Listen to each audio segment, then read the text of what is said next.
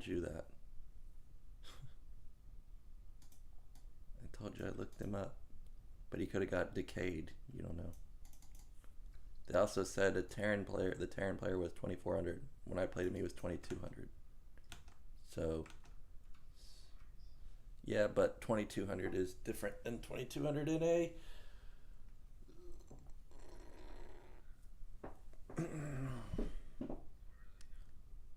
I know you don't. Father versus Slayer right now, Cruiser 1. So I join.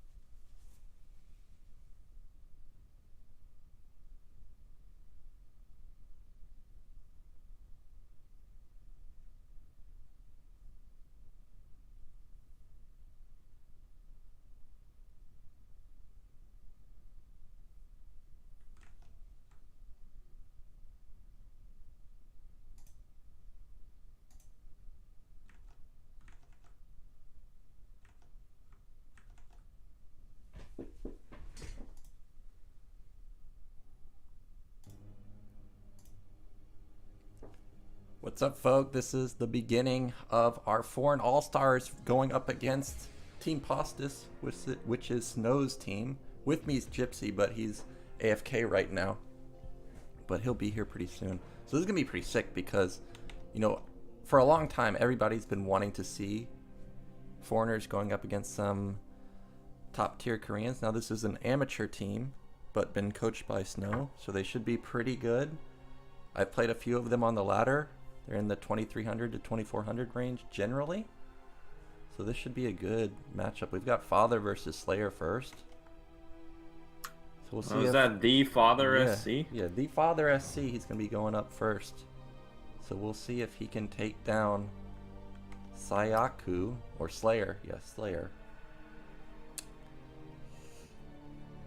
I'm looking at the list, and our foreign team is actually like really stacked. Let me put it up again. So we've got Father, Sziky, Dewalt, Crossy, Terror, Cadenzie, the Big Jip, Trutacz, and Bonyth. Oh, we're starting, so let's just get into it. We've got Father versus Slayer first up. Fighting Spirit the map, hoping that it doesn't lag. Oh, that's pretty good. Mihai, can you see it? Wait, yeah. Alright, so in the top right, we've got IRK Father representing Team Foreign All-Stars. And in the bottom left, we've got Postiz Slayer. Alright, turn rate 16 high. That's not bad. That's manageable.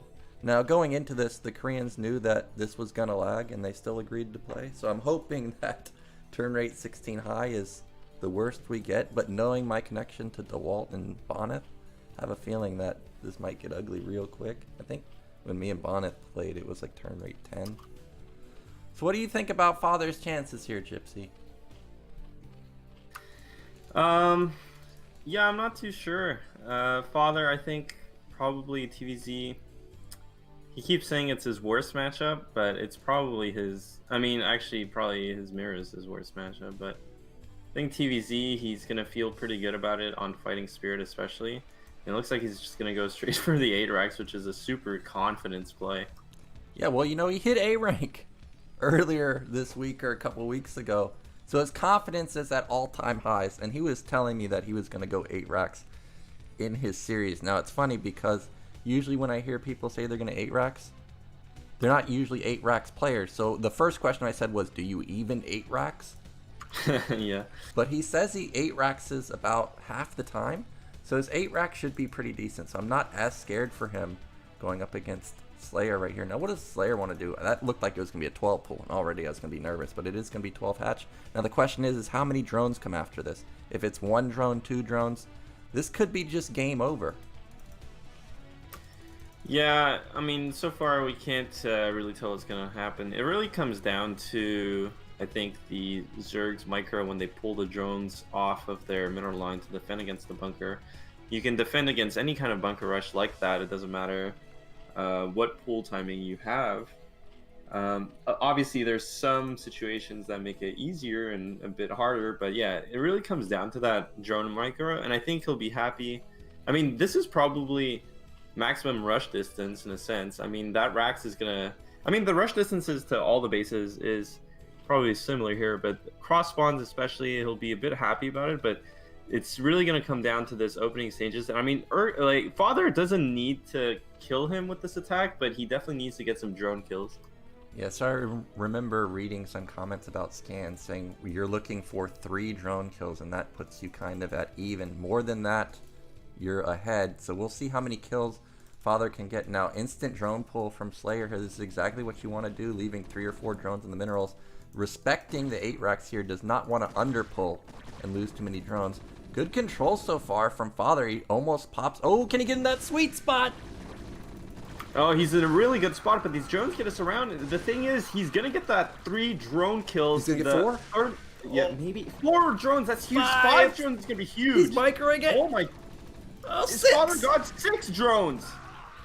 Okay, well that's catastrophic damage. This is, yeah. Look at his money. He's at 400 minerals. All he has to do now is, turn around, get a bunker up, make sure he doesn't die to the Ling counterattack. But because of how many drones went down, Slayer can only afford 6 Lings. He's gonna try and power behind this, but already Slayer's build is devastated. Was going for 2 hatch play, but not even mining gas at this point. So Father in an amazing position. Now this command center, and he's floating the Rex. Oh he needs God, a bunker, please. Man. Please build a bunker.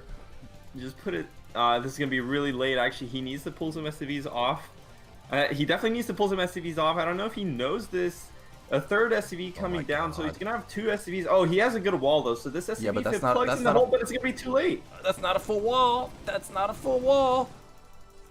Okay, he can at least. No, he's stuck. He's stuck, and he's floating his racks. Oh my God, Father! I hope he doesn't just leave this game, because even if he pulls all his SCVs and he really just needs to pull a bunch of SCVs and kill these links, because again, Slayer's economy is in complete tatters. I mean, obviously this is going to equalize it a bit. Finally, Slayer behind this is droning up. So, I mean, this game's not lost for Father. It's funny that we're talking about it being lost for Father as some lag comes in. I hope it doesn't really distract the players from the game. Now, I think Father's mental right now is just... I was going to say, when you get a huge lead like that in like a show match like this, as the Lings keep killing so many SCVs, this is absolutely terrible. He hasn't killed a single Ling. Oh my God. They're all just floating like near half health or 3/4 health. Okay, well, now Father has less workers than Slayer has workers. Lair is probably about halfway done. Marines are popping out 1 at a time. That's another Marine that's going to fall. There's no gas for him. There's no academy. I think Slayer's just done it. Yeah, I don't know. I feel so bad for Father, man. Like, he had that is literally unlosable position right there. And I mean, especially when you get a super early lead like that in a show match like this, you're gonna start feeling the pressure, because you can convert this into a win if you just play your game.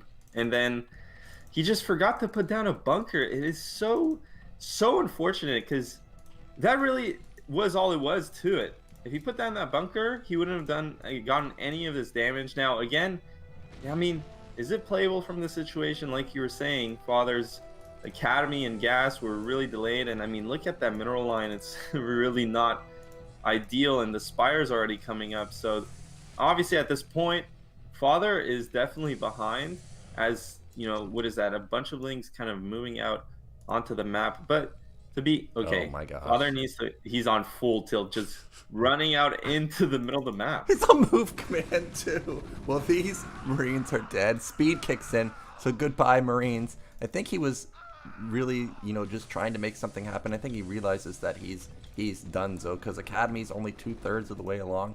Meanwhile, Spire is 2/3 of the way along. So not gonna have stim, not gonna have range, not gonna have anything going up against Mutas, and he hasn't even started his eBay. Yeah, honestly, as those lings were cleaning up those Marines, I just kind of put my face in between my two hands and just I closed my eyes, Nyoken, because that was ugly, and I feel so bad for Father, man. You know, he's definitely kicking himself after this. I mean, he's gonna kick himself pretty hard after this game, but I mean, get him still play it out. You never know. I mean, it's not like the Zerg player is like a top tier Korean, you know, still amateur, still kind of like what is it, like low A, high B, low A player. So honestly, anything could happen this game still. You can see here one Firebat's going to mitigate all these lings as long as he doesn't lose too many SCVs. But I don't know, Zerg is definitely in the, you know, in a comfortable position. Yeah, mutas are popping out now. Third base going up at mid left, and Father was talking about how hard it is to determine if Zerg even expanded last night to me when he played Jaeyoon. Jaeyoon had taken a low ground natural as opposed to main, so he kept scanning the main, saw that Jaeyoon didn't have a base, and thought that Jaeyoon was all in. So I'm curious if he's even going to recognize that mid left is up and running for the Zerg player. Because if that goes unscouted, it's 3 base versus 2 base, no turrets in sight. SCV count is just crushed right now, just now starting turrets while mutas are on the map. This move out is actually very good because at least it keeps it off the mineral line. Now I don't think he can fight these mutas, but what else could he really do? He needs to get his turrets up, otherwise, you know, the Nat is just compromised. So I think this is a smart move out. Keep Zerg on their toes, see if he can get any damage done. It looks like he's just going to move back to his Nat now. Yeah, the turrets are going to finish here in time. It is 8 Mutalisks though, so they can one-shot SCVs. But it is TR16 for Slayer, so a bit laggy of a game, but it looks like Slayer still has really strong Muta Micro, and he picks off 1 turret already, and that opens up the whole top side of that mineral line.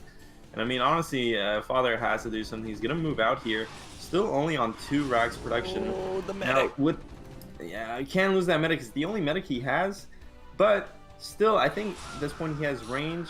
Oh my god, you can't let the mutas take free shots like that. 2 Marines already down, 3 Marines down, no Muta kills just yet, just 1 right now, but the control group gets annihilated, and Father GG's.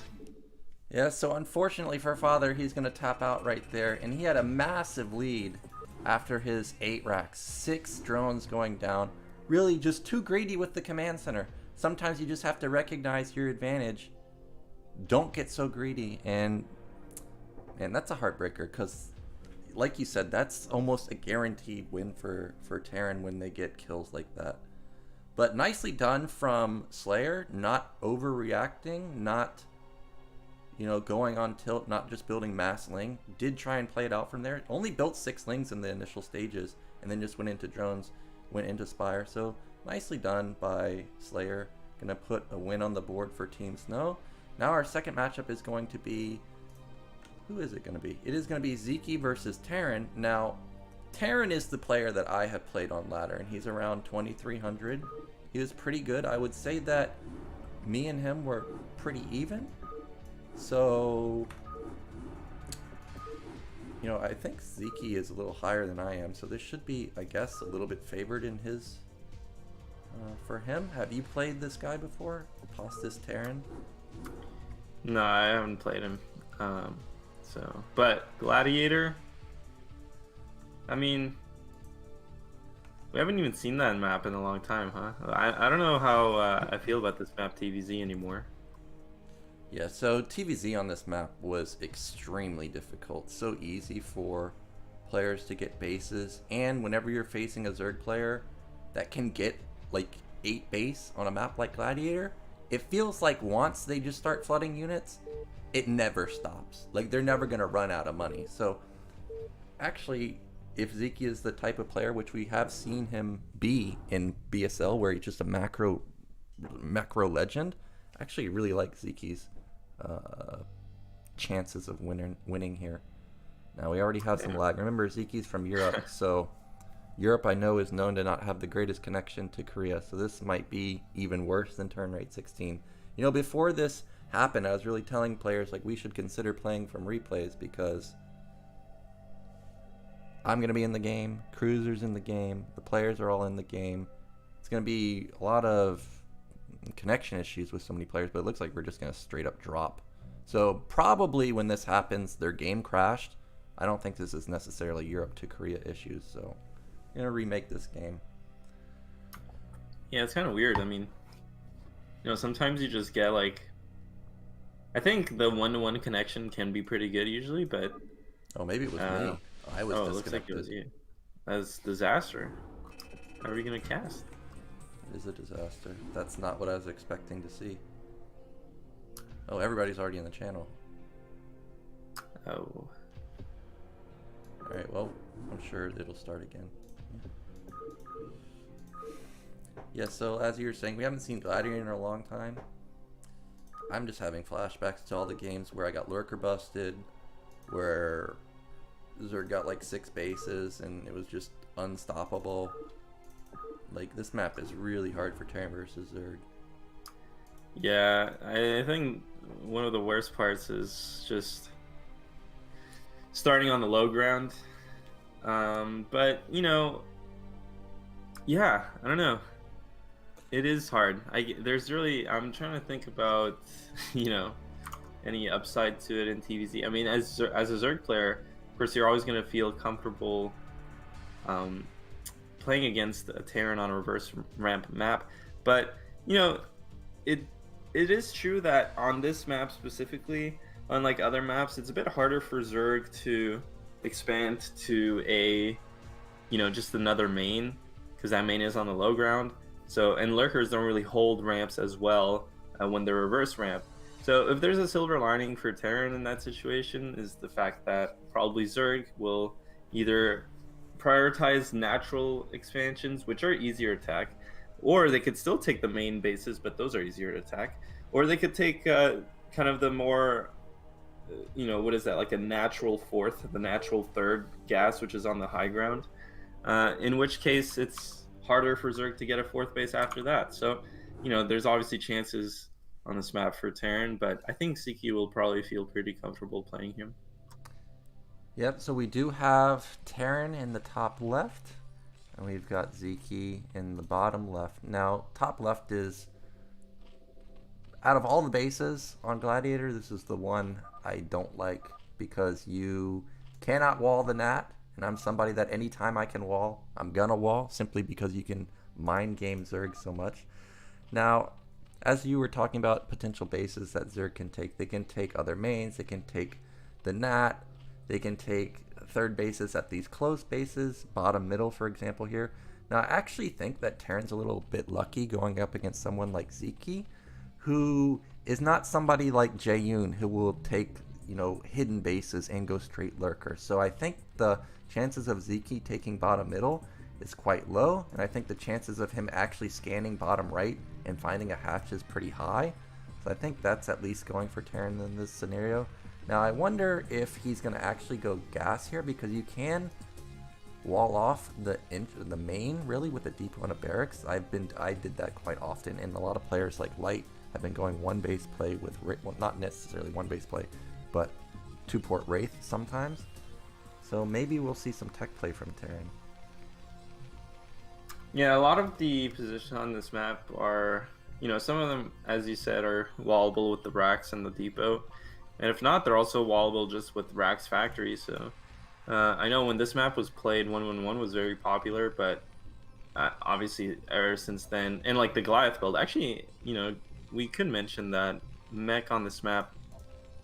I mean, how do you feel about mech on this map? Obviously, there's a lot of bases. It's not like a small map, so that's never good for mech when Zerg has a lot of options to expand. But at the same time, mech helps you stay alive against Mutalisk harass, and there's still a lot of like ledges. So I don't know. Yeah, so mech, in theory is really good, but Zerg players have gotten so good with their macro, just building hydras and queens and knowing when to drone and knowing that when you face mech, you can build a third hatch off of, like 2 lings in a sunken and not really be worried about the vultures dealing any damage, that I think mech openers are not as strong as they used to be.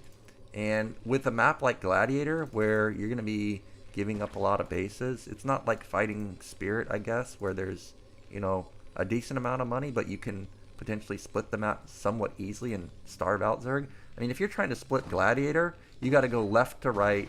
You got to go, you've got to deny this top base right here in mid left and mid right, because if Zerg gets either one of those, you're in big time trouble, and they're already on 8 bases at that point. And the middle is still available where there's double gas. So I think, I mean, I like mech because it's a super strong comp, but Zerg players have gotten so good at it, or dealing with it, that I don't know if I really like it. Now, Terran actually going for the 2 Marine expand. Sziky going for 3 hatch, which is not something you see often these days, but more and more I'm seeing it on the ladder. Now Terran with a nice gas steal, so this is going to delay everything. Yeah, the gas steal is really annoying for Zerg, but at the same time, obviously investing into that 100 minerals early on is pretty annoying for Terran. And Sziky actually took his natural gas without any hiccups. Now 6 lings coming out, and Terran, of course, he only has 2 Marines, and the thing is, this gas steal is gonna delay his bunker slightly, or it's gonna delay some of his build as well. So I don't think it's the worst thing to happen here for Sziky. Yeah, but am I watching a repeat of the last game? If these 5 lings go, okay, actually the bunker's barely going to finish in time, but this was close. Oh, he's gonna run by. I think that was a disaster. Those SCVs were nicely timed. Look at this wall. So actually perfect defense from Terran here, and even if this SCV gets eliminated, the gas kind of can see the amount of lings that are being produced. Okay, actually cancel that, so scratch that. But behind this, gas going up for Terran. This is going to be a 5 racks play, which is something that, you don't see that often these days. Yeah, you don't see that often because everyone's 2 hatching, right? Yeah. But, yeah, it's kind of weird. I'm surprised Terran just kept that gas alive for so long. It obviously, like I said, it hiccups your own build, but it doesn't really matter because Sziky kind of just donated his first 5 lings and also only kept 1 ling back in base. So Terran actually gets to scout quite a bit, and you can see Sziky, because he lost those lings, was forced into getting a sunken as well. So we opened up with 6 Zerglings and a sunken. That's never really good for the Zerg's eco. Meanwhile, Terran only really had to get the bunker up, which obviously is going to delay his second racks and everything like that. But obviously, as Terran, you feel really good about that. Okay, well, I don't think necessarily the sunken's a big deal because Terran did have to build a bunker. I noticed that his gas and eBay were a bit late, so he had to cut or modify his build a little bit. Now Academy's a little bit late also. Everything's a little bit late because both of these players damaged their econ a little bit going for those early game moves. Now because Sziky has 3 hatch, he's going to be able to drone much harder than usual. I expect him to actually send out another drone to take a base pretty soon. You can see lings are moving into the net to see if he can catch some SCV kills.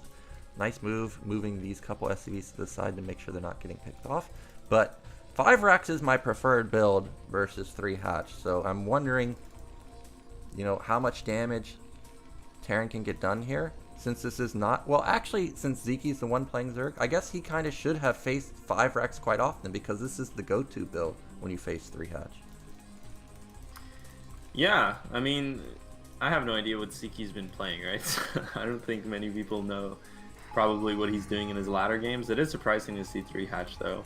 And as you said, yeah, 5 racks is pretty much the standard response to that. And I think it's probably the hardest. A lot of people, some people still do some 3 hatch into like weird Hydralisk type plays or really early Ling type plays that defend the early push out from Terran. And it kind of you know, changes the pace of the game drastically. But I think just playing straight up Mutalisks into this is probably the hardest thing to do as Zerg in this matchup. But you know, we'll see. Sziky's obviously a really strong player as he's taking his third base at that natural. Again, it's going to be harder for Terran to scan that and identify that there's a third base for Zerg, which is really good for Sziky. But it's, you know, if ever Terran catches on to that base, it's going to be really hard to defend. Yeah, so we have the first initial move out from Terran. It's about 1.5 groups of Marine Medic, and it's going to get bigger and bigger. And oh, almost intercepts these mutas. And Terran did pull off of gas for quite a while, so he really has his econ going strong. You're going to see the 7-minute factory come down too, which is what I always talk about, 7-minute factory. So Terran right now really crushing his build. I like how he's left a few Marines back to make sure there's no counterattack. But now I'd like to see him reinforce this, because 1.5 groups of Marine medics, sure, it can kill a lot. But with a Lynx around, comboed with a full group of Mutalisks, this army can easily get picked off, and he cannot afford to lose this army. Okay. Yeah, and Sziky playing really, you know, very patiently there. Already gets 2 pickoffs on that group of Marines. But obviously Sziky's going to be thinking at the back of his mind here that he wants to kill that group of Marines before it gets reinforced, because once it gets reinforced, that's going to be 2 control groups of Marines. That's much harder to deal with than just one.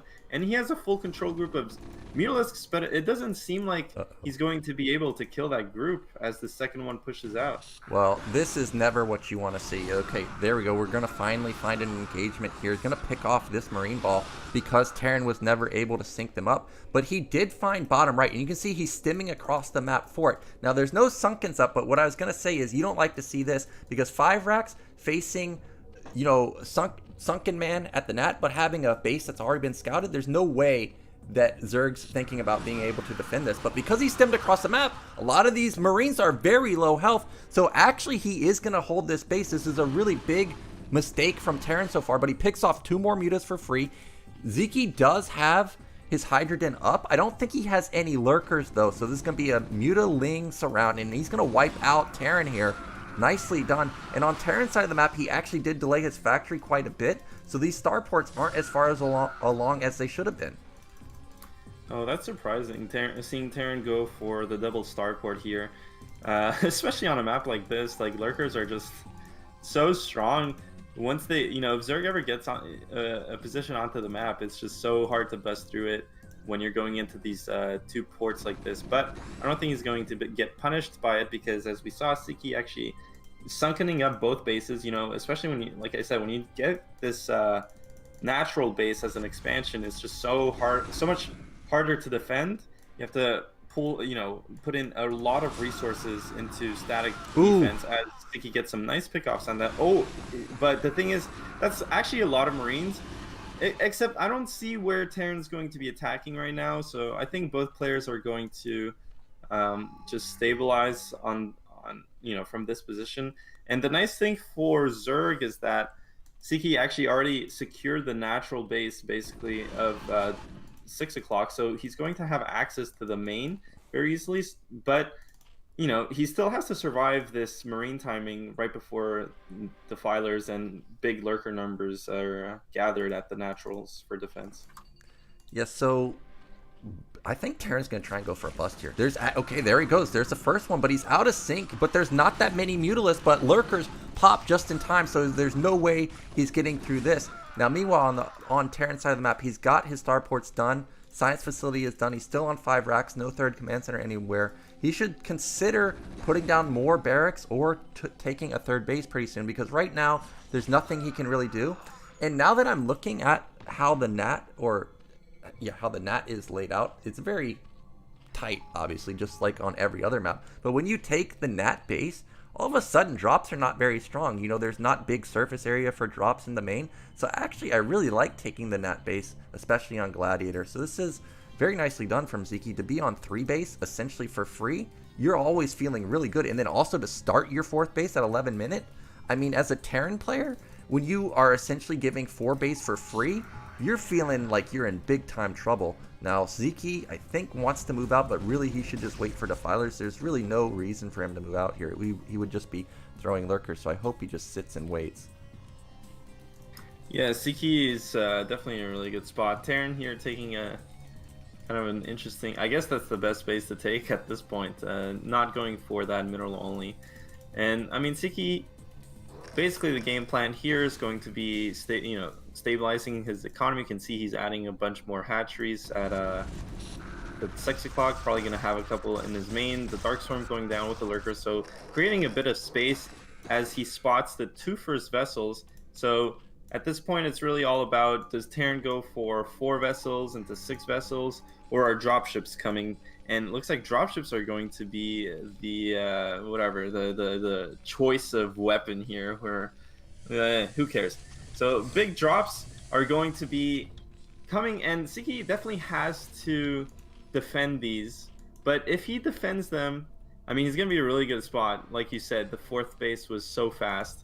And his upgrades are for sure coming along too, so going to go into Ultralisk once he establishes that 4th gas, but he really needs to defend this. Well, this is an interesting way to go. He's going actually to the main. Now, there's no Scourge in position, but Overlord spots it. There are 2 Scourge sitting right here, but this also has the Defiler, so I think this is actually not the place he wants to go, but he's going to get in. Maybe 2 Scourge are scrambling to get here in time. Can he intercept? Actually, he's going to get both of them.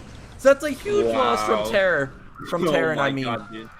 What a donation from the Terran player. And honestly, that's why sometimes I feel like 2 dropships is just not enough, because something like this happens, whereas if you had 4 dropships loaded up, like, yeah, the drops come a bit later. Everyone's so good at defending against this 2 dropship timing now. I mean, all the Zerg players, they just kind of like expect it coming. And when your 2 drops like this do absolutely no damage, and now basically, you know, the Zerg is on 4 base. Meanwhile, Terran, you know, as you can see, Terran's base is at the 12 o'clock position. I mean, there's no really organic way to expand as Terran on this map from this position. So it's going to be really hard to play a macro game where, you know, Terran gets into tanks and stuff like that and splits the map. And Terran has virtually no pressure on the map. You know, sometimes you don't actually need to go into tanks. You don't actually need to go into this ultra late game composition as Terran. But that's, you know, if you have a lot of pressure going into the late game. But Terran losing all those dropships, has only 2 vessels, hasn't really had any army out on the map at all. And he's just doing nothing. Meanwhile, Zerg has free reign to just keep making drones, keep making hatcheries, getting his upgrades. So this is going to be really hard for Terran to win. I mean, I think Sziky is gonna, you know, he's definitely feeling like he's in a good spot. Yeah, Terran is in big time trouble. Sziky's floating a lot of gas. He has, and that's a great plague. Also getting the vessel. He has Ultralisk Cavern already done, so he's gonna be getting Ultras pretty soon. He'll be able to spend that 2,000 gas easily.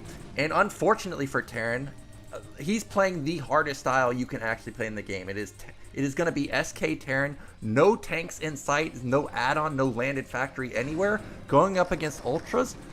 I don't know about this. He's at least has his upgrades. He's got +2 weapon now versus, oh god, he's going to just only match the upgrades. A lot of times when you're 5 racks in, you're at least ahead in upgrades for a little bit, but without even being up ahead in upgrades going SK Terran, we already saw his first drop and it was a disaster. Now he's going to go for round 2, but if Ziky's watching this, which he probably isn't, he could see the drops coming to bottom right.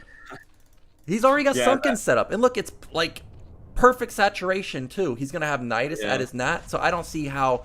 Oh, he intercepts with these lings at top right that are there for no reason. Yeah, I mean, for sure he saw those, with those lings, he saw the dropships on his menu map for sure. And you can see the Scourge already on patrol command. Obviously, this is the biggest thing. If he stops this drop, I feel like it's going to be really... I mean, it's already really hard for Terran to do to do anything as he gets 1 vessel, which is huge. I mean, getting these vessels, especially when Terran commits to so many dropships. He already made 4 dropships, but Terran going for a really good sort of like crazy pathing on these drops, so it's just going to blindside Sziky totally as these 2 dropships get into his main for free.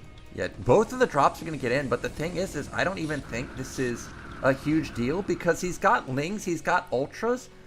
This is, I think, just going to get cleaned up by Ling and Ultras if this 1 Ultra can get down here. But it looks like he's walled off by the Nidus Canal. So actually this drop may deal a lot of damage. Meanwhile, the Ultras list on the other side of the map they're just fighting 4 versus the world, but so far they're trading decently. But actually, I think this is the move that Terran actually needs to get back into the game. But as I say that, look at these invincible ultras just surviving forever, but the drop is still alive. Yeah, this drop is doing way too much damage, and it killed the Ultra Cavern before Ultra Speed even finished. And at this point, like, this is so annoying to deal with as Zerg, and he just doesn't have anything to deal with this drop. The 2 dropships are actually they're doing so much damage, Nyoken. I mean, the value that Terran is getting from this drop, he killed, what was that, another Evo chamber? So, I mean, this is massive. Meanwhile, Terran's getting his 4th base here, and Sziky, the thing is, he's not really mining from his main nor his natural. He's only really mining from his bottom right bases. And I mean, you know, as long as he has some 4 gas, this is gonna be a really crucial attack though for Sziky. If he has to deny this base to stay in this game, oddly enough, it feels like, because Terran just got a massive advantage from what just happened. Well, the thing is he doesn't have energy for another Dark Swarm, so actually, I think these lurkers will just get cleaned up, and Terran's taking a decent supply lead. There he goes, he eats an Overlord to put down the 2nd Dark Swarm. Now this base is compromised, but Terran was starting to get crazy. He's on 10 barracks. Remember that he started pumping out battle cruisers. Actually, something caused a liftoff at the natural. I don't know why, but he's not mining there either. So really, he's only mining on 1 base right now. Meanwhile, in the center of the map, Defilers. Oh my gosh! This is a move command. He's losing his entire army. You hate to see it, Nyoken. It looks like for a second, Sziky was kind of just losing grip of the game, and you know, kind of mentally at least, probably not entirely there. But now it looks like Terran is just kind of crumbling apart. I feel like that natural command center was just randomly lifted, like as a misclick. It landed back down. But yeah, he's still, the thing is, Terran's actually mining out his main, and he's gonna mine out this natural. He's no longer mining at that 3rd base. This base is also denied for a bit, and the mineral only is really the only base he's mining from, and probably his natural at this point, which is gonna be close to mining out. So it's really the thing is, Terran does have a lot of these command centers still, so if he ever gets to stabilize, I mean, he's gonna have a rock solid economy. But as you said, I mean, Terran's really only playing this SK style. He has no tanks to secure positions, and as we get closer to this crazy Zerg economy boom that we're seeing, Ultralisks are gonna skyrocket a number, and once they get up into those, like, you know, control group numbers, Marines just don't cut it anymore, and it's going to be really hard for Terran to hold one particular position. And these firebots are heroic, but the problem for Terran now is it's still +2 Marines versus +5 Ultras. So Marines basically don't do any damage. And also, these vessels use most of their energy to clean up the lurkers over here. So this is going to be a compromised base. This is a haymaker. The irradiated Ultras just run into the Marines, can just kill them. So all these SCVs are going to fall. There's just so much chaos going on in the game. Sziky's basically even in supply. He's just streaming units. Like I said, this is what happens on Gladiator, is once the flood starts happening, it just never stops. So Terran needs to stabilize somehow. A drop could, you know, start swinging the game in his favor. He has a ton of Marines. He does have 3-3 now, but again, it's SK Terran. There's no tanks that can just sit on hold position in siege mode. This is such a hard style to play, but the Firebats have done a lot of work in the past few minutes. Yeah, Firebat's doing a good job cleaning up the links, but at this point, the one thing, you know, Firebats do suck against for sure is definitely Ultralisks. And the problem with this map is nice Dark Swarm being cast. And Terran doesn't even notice this happening. I mean, it's so taxing on your multitasking and your APM, and he's getting smacked. Battlecruiser is coming out, but the thing is, Battlecruisers are just not that good against a Zerg that has a full eco going and has the resources to easily deal with this. But at the same time, Terran actually killing some Ultralisks, so it's really unclear right now, I feel like, Nyoken, because the thing is, Terran finally mining from one of his bases, the 4th at the 12. Top right, though, is completely shut down, which is the biggest sign of, like, something going really well for Sziky. And Sziky, I was wondering if his economy is actually still on track, and just as you saw at the new base there at the bottom left. And yeah, Terran GG's. Wow. Dude, that was really close. Yeah, so that's going to be a win for Team 4 and All-Star. Sziky's going to take the win there versus Terran. I think that actually was a somewhat even game. The drops did nothing for Terran in the early stages, and that really put him behind. And there was potential with his 5 racks move out to deal a lot of damage to Sziky. Like, he was so close to busting bottom right, but he was never able to get there in time. Remember, he stemmed across the map trying to get there and, hurt all of his Marines. So I think if he was able to really sync up his units in the early stages, that game would not have looked like that. But as we were saying in the early game, Gladiator, so easy to get your econ rolling, and once you do, it's very hard to play versus Terran, especially when you're playing SK Terran. Now, props to Terran to try and go for that, because that's a very hard style to play. And he's playing it pretty decently, but it's Gladiator. It's just so hard to defend everywhere. I think building 5 bases like he did was a bit much. I actually would have liked him to take mid-left, because at least all of his bases are kind of clumped together, as opposed to taking mid-right, where he has to move all the way across the map. But yeah. Regardless, Sziky on the board. Terran played pretty good. Now our next matchup is going to be Dewalt versus Wico. Now I know all the MMRs of these players, and I was told that Wico is a 2500 Zerg, so this should be a good game because Dewalt also pushing 2500. And I don't know, do you think Dewalt can take out a 2500 Zerg player from Korea? I think he can, because he's consistently pushing 2500 along with Bonyth. Yeah, I mean, I'll be really honest with you, especially from watching we got to cast a lot of Dewalt games the other week in the BSL tournaments and the race wars and the ladder tournament. And Dewalt basically almost exclusively played PvZ. I mean, we saw his PvT as well, and his PvZ is looking solid, real fucking strong. But the thing is, there's definitely weaknesses in his sort of big push timings and the big kind of like battle micro. And I think these and that was the biggest weakness, right, of his. And he just played like a bunch of macro games where he was just kind of like taking bases and kind of attritioning down the Zergs. But it looks like is it actually going to be Dewalt or Bonyth? But actually, I'll just finish this thought real quick. But he was playing actually like this attrition based style, right? But I think versus a 2500 Korean Zerg player who basically, like, we've seen Striker play ZVP and he just gets like crazy supply early game and kind of forces Protoss into playing that big 2-base push style. I feel like that's probably what we're gonna see from this 2500 Zerg player. And I think if they play like that and kind of force Dewalt into having to take big fights, big engagements, it's gonna be really hard for him to win. Yeah, so in BSL, we didn't see anybody put pressure onto Dewalt. It was kind of just him in control of the game the whole time. And I remember watching a few months ago when 973 was more popular, players like Pitbull Terrier, who are in the chat right now, literally just non-stop Hydras, just running foreigners over. So I think if Wico plays something where Dewalt can't just be in control of the game, he's going to be in a bit of trouble. Now it seems like we may actually have Bonyth coming in, because he said he needed to play now, but not sure just yet. We are still trying to organize the games.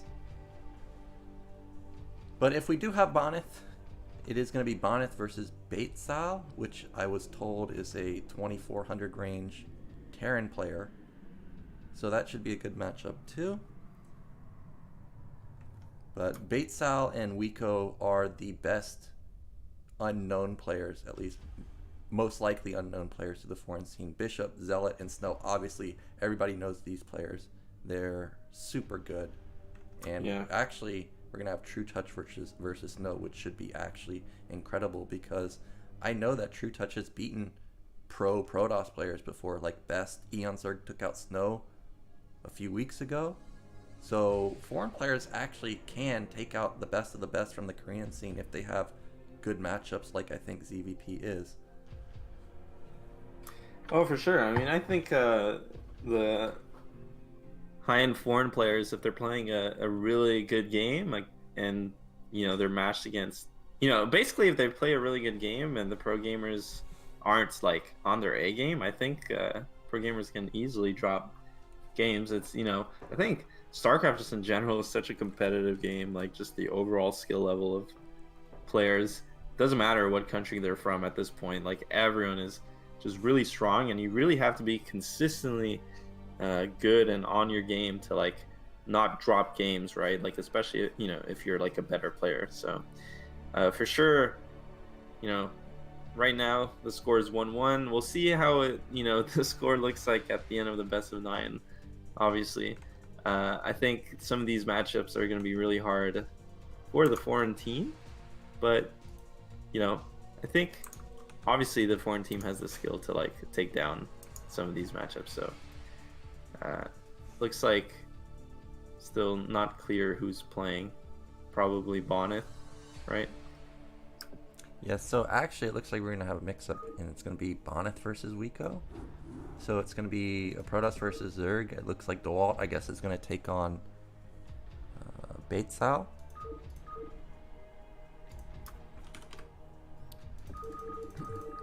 Now, when we were trying to arrange the matches, Bishop was giving his insight into some of his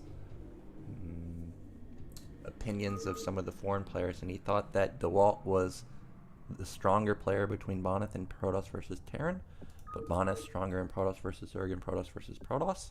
So this, in theory, would be Bishop's nightmare, because we've got Bonyth versus a Zerg player as opposed to a Terran player. But it's going to be circuit breakers, so this is a pretty tough map for Protoss versus Zerg. I am always worried about when it goes split map, because there's so many bases, it's hard to bounce between them, and usually when it gets to split map, most of the time I see Protoss players like struggle to find an opening to attack the Zerg, but Bonyth is so good with drops, I'm sure he'll be able to create an opening with his harassment type play. Yeah, it's interesting that Bishop thought, those thoughts are interesting to say the least.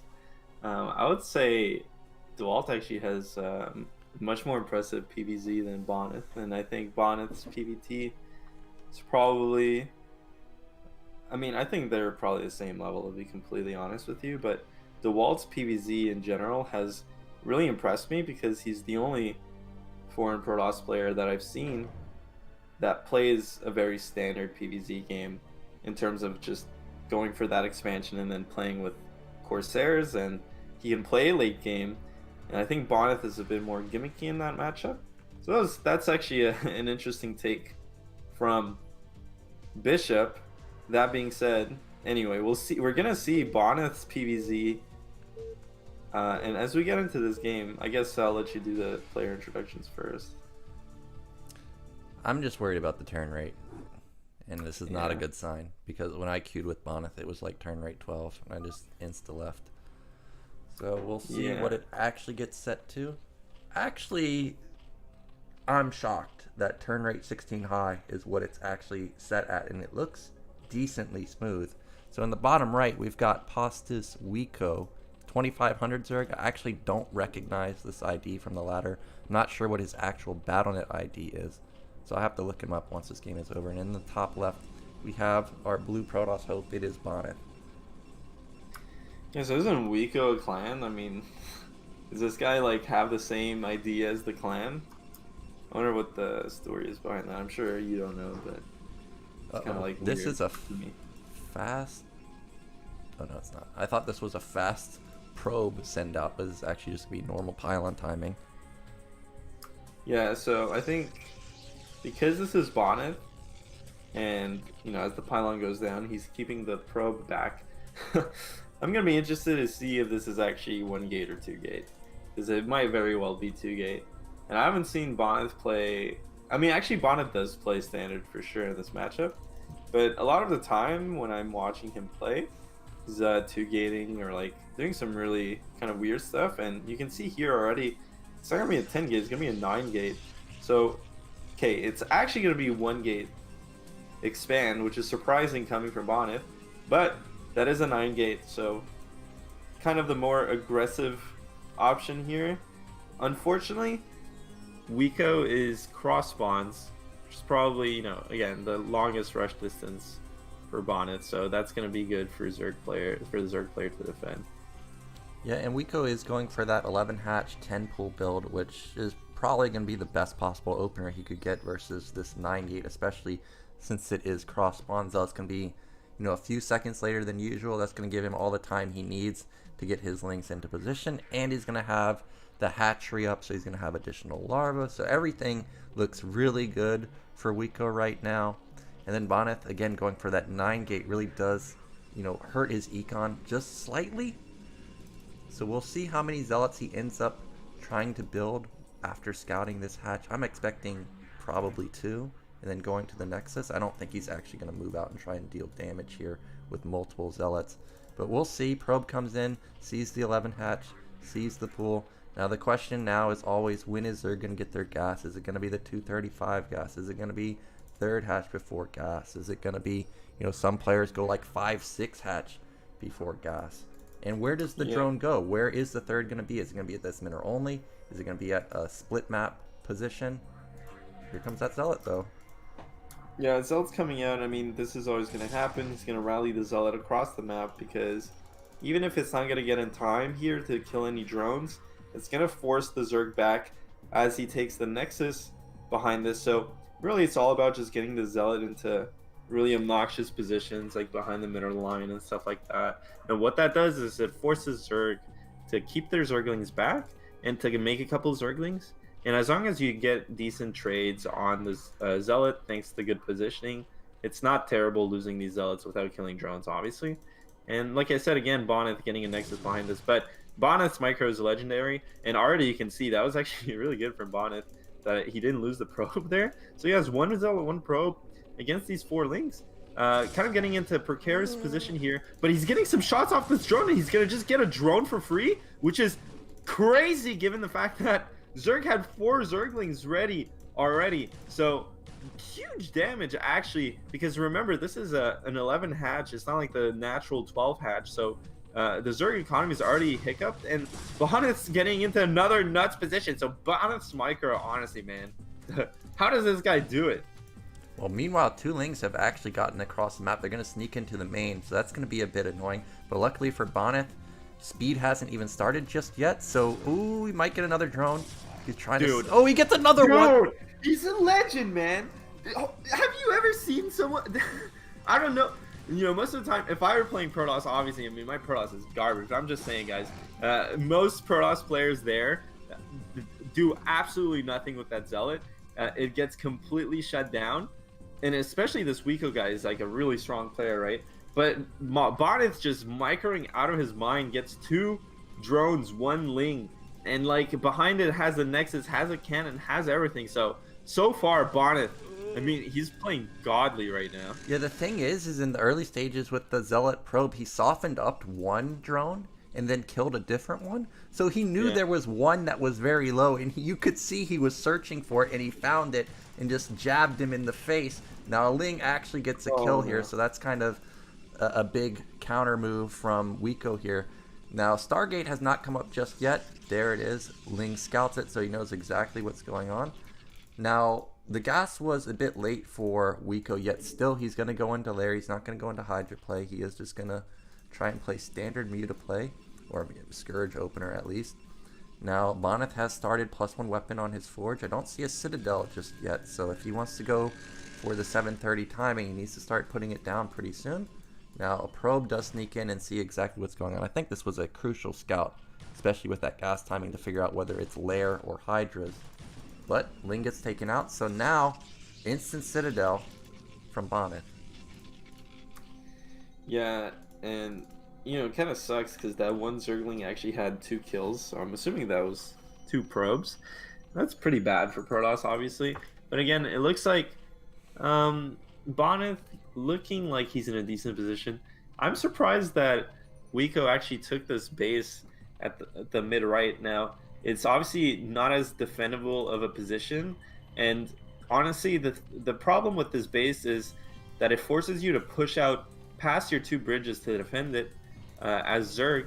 So it's definitely liable to getting attacked, but you do have access to the quicker 3rd gas, so kind of more of a greedy play. But, you know, I think this can get punished. I'm not sure. Well, I don't really like it. Well, this is going to be a fast move out from Bonyth because 3-gate at this timing, very early. Citadel is going to line up where 7-minute move out is actually going to kick in. We know that this Forge has been spinning for quite a while, so I still think it's lining up for 7:30, 7:15 timing.